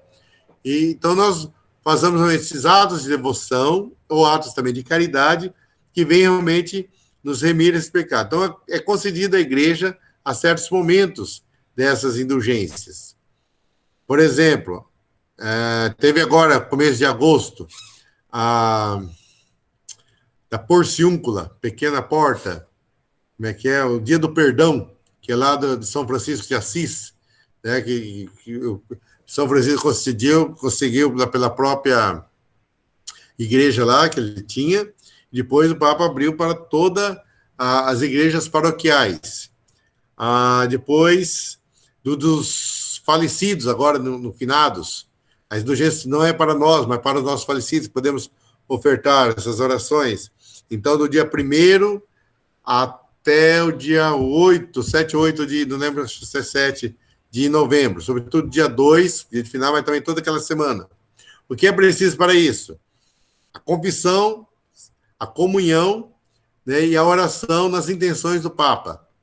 Pois peregrinações para a igreja, como vocês foram, para a Vargem Grande, ótimo, então, que é um santuário, né, na peregrinação, ou outros momentos, como foi a Porta Santa, quando o Papa abriu essa Porta Santa no Ano da Misericórdia, aí também que as igrejas diocesanas podiam constituir alguns lugares, o bispo colocou aqui o santuário, inclusive a São Pedro, teve a sua Porta Santa, podíamos passar por essa Porta Santa. Então não é significar, só eu entrar na Porta Santa, eu estou santo, estou salvo. Tá que não, tem todos esses requisitos anteriores, e nós, lembro, foi bem um encontro nosso da UAC, na Santa Terezinha, mas não só da Santa Terezinha, né, foi até, tem pessoas aqui de Codó, de Gibiras, até de Teresina, estavam juntos, e fizemos uma peregrinação a pé da Santa Terezinha até São Pedro, né, foi um ônibus atrás, que nem ia aguentar, entrava no ônibus, depois subimos até na igreja para passar pela Porta Santa, foi acolhido na época, o Padre Lucas estava lá, que nos acolheu, e passamos também para essa Porta Santa, nesse gesto também de peregrinação, nesse gesto, e também gesto de doação de caridade para com o próximo. Então, aquilo que eu posso favorecer, desprender de mim para ajudar o próximo, ou realmente uma construção de uma igreja, do santuário, que faz... também fazer pegadinho de tudo também, né? Isso aí tem que surgir espontaneamente. Depois, se eu lembrar, eu falo depois. Tá bom, pulamos aqui de urgências. Pegadinha da confissão. Agora eu não lembro, não, mas quem sabe. Tá bom. Depois, o sacramento da unção dos enfermos. Vemos os 3 primeiros sacramentos, falando da iniciação cristã. Agora, os 2 sacramentos da cura, que é a penitência e o da unção dos enfermos. A celebração, como tem seu rito próprio, e tem também o ministro da unção dos enfermos. Quem que é o ministro da unção dos enfermos? Também os ordenados presbíteros. Foram ordenados presbíteros. Porque a ordenação, gente, são 3 graus, né? O diaconato, o presbiterato e o episcopado. Esses 3 graus, eles sobrepõem, eles não substituem. Então, uma vez eu for ordenado diácono, eu sou diácono pro resto da vida. Todo padre foi ordenado diácono. Então,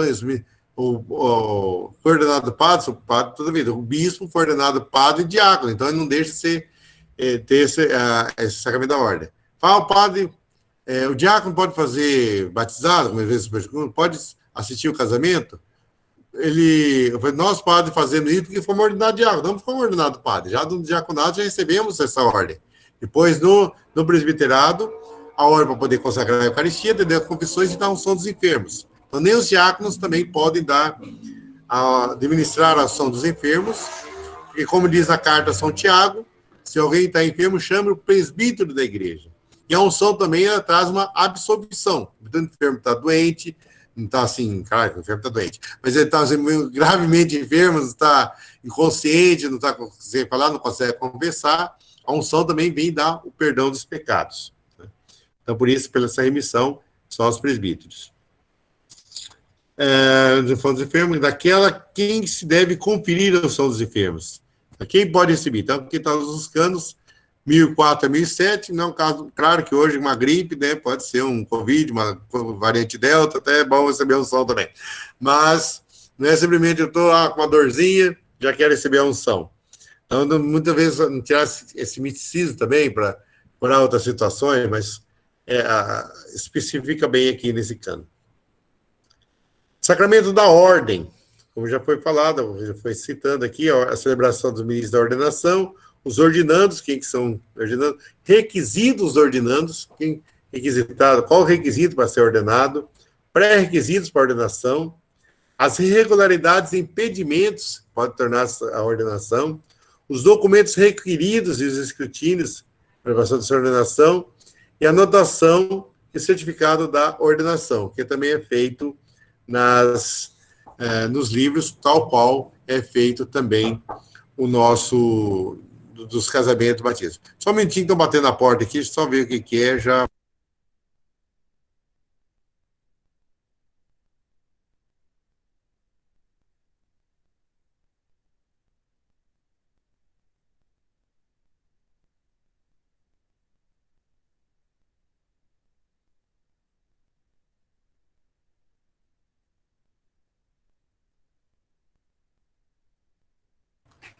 Pronto. Que vai atrasar. Olha lá, conversa à parte. Levanta, fala, Tatiane. Aí eu pego aquele que eu perguntei lá dos conselhos, né, para avaliar sobre a ordenação do padre. Aí o conselho, eles vê exatamente esses requisitos aqui, né, pré-requisito para ordenação, irregularidade ou impedimento, é isso que eles se baseiam para dar o parecer deles e o bispo acatar ou não. Eles pegam esses requisitos aqui. Conforme a outra resposta que eu te dei sobre a anotação do casamento, espero que sim. Espero que façam, né? Eu nunca participei desses conselhos, não sei muito bem como se procede, mas é para ser assim. É para ser assim mesmo. Muitas formas acaba sendo muito... eu lembro mesmo da minha época, assim, ficou muito acumulado para o final da formação, então foi feito tudo junto, leitorado, qualitato, a admissão da ordem, e então, claro, não vou dizer que já conversava os conselhos, tinham essa aprovação, não. Mas por isso dá esse tempo. Então, vai ter agora, final de setembro, 25, 26, né, último domingo de setembro, a festa Nossa Senhora da Piedade, lá do Seminário Nossa Senhora da Piedade, em São Luís. Então, o bispo vai estar lá e vai ter até escrever ordem sacra. Preguiça escrever todo o nome, né? Vai ser admissão às ordens sacras, não vai ser ordenado. Outros vão receber o acolitato, outros o leitorato, e recebe, então, essa...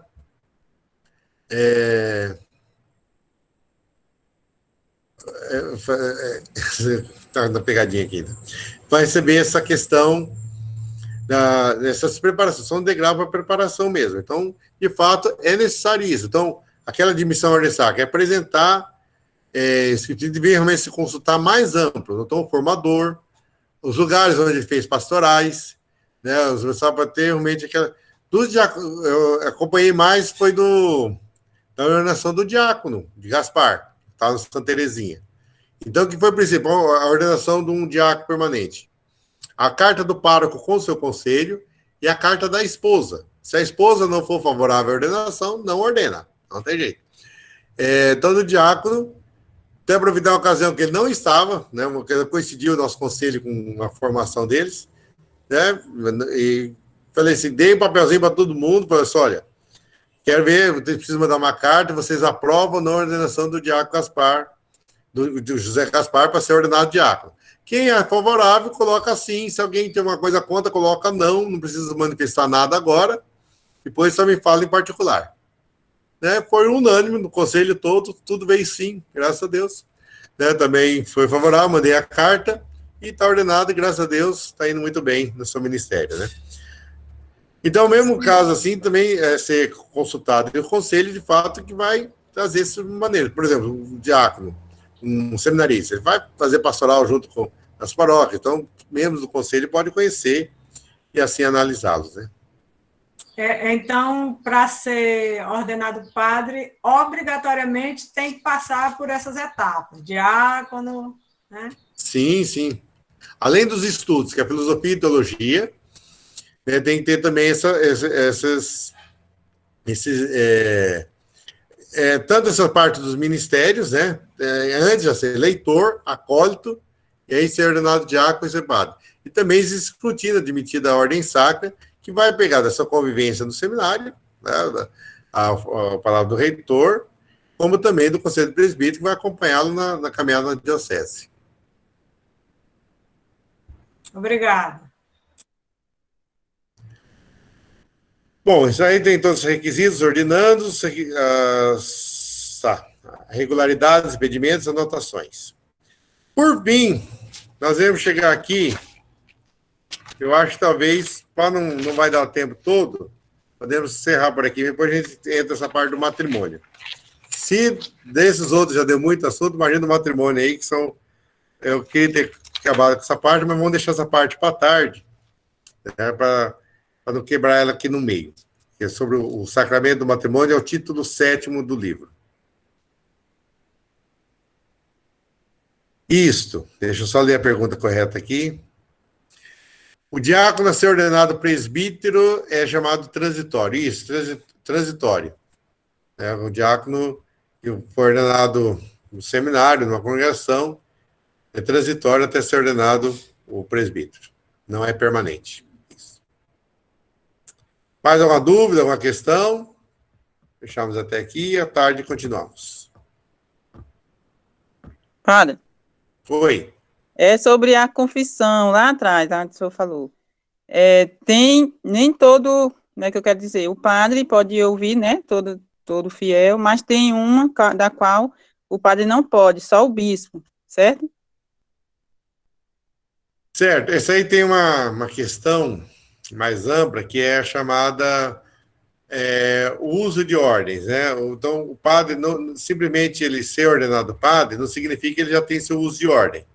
Então, depois ele é incardinado a uma diocese, apresentado a uma diocese, incardinado a uma congregação diocese, e aí ele recebe esse uso de ordens.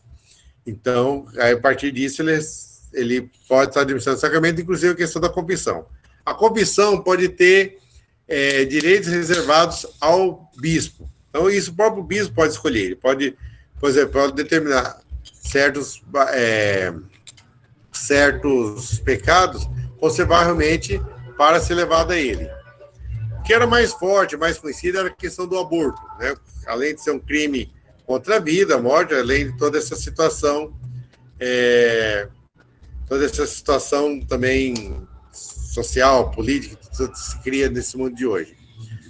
Só que no ano da misericórdia, eu não tenho, depois eu posso até achar aí, à tarde até expor aí num documento, foi até uma apresentação que fiz num seminário, e estava por aqui também, no seminário lá no encontro que tivemos em Feira de Santana, do Congresso da Região Nordeste do Encontro de Casais com Cristo, está tendo esse tema do aborto, que o Papa Francisco, ele liberou, realmente, que todos os casos, realmente, de aborto, aquelas que causaram aborto, buscar também os presbíteros, os padres também, para receber essa absolvição.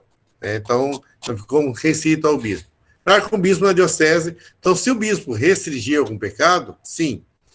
Senão outros, desde que o padre não tem impedimento de atender as confissões, ele pode atender também a esses pecados. Sobretudo, foi colocado muito isso no Brasil, para ter a questão do falta do número de padres, a questão realmente do atendimento de confissões, porque antes, se fosse observar mesmo, por exemplo, eu tenho jurisdição para atender confissão na diocese de Coroatá. Se eu estou ali em Caxias, eu não tenho mais jurisdição.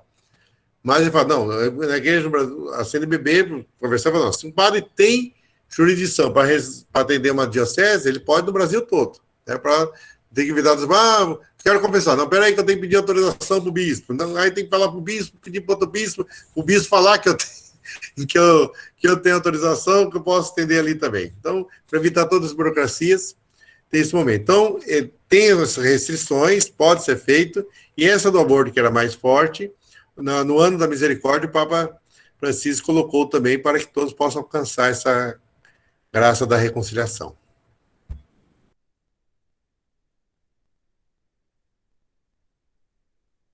Paulo? O padre, nos dê a sua bênção aí para a gente poder ir para o almoço e à tarde a gente volta às 14 horas, tá bom? Senhor esteja convosco, que desça sobre todos vós, o vosso alimento que irão receber, em vossas famílias, todos acompanhem em vossa casa, a bênção de Deus Todo-Poderoso, que é Pai, Filho e Espírito Santo. Amém. Então, até às 14 horas. Esse mesmo link, né? Isso, mesmo link. E seu Bibita, o senhor tem a apostila? Não. Pois o senhor bota o seu e-mail aqui no chat, que eu mando a apostila por e-mail.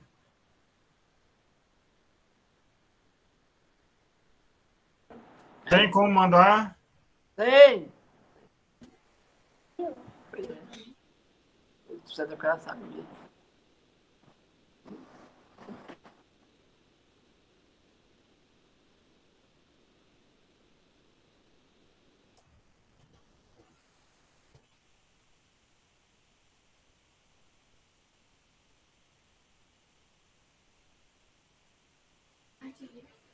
Sonha, seu Zé, pode almoçar. Com Deus, hein? Tá bom, Paulo. Bom almoço, bom descanso.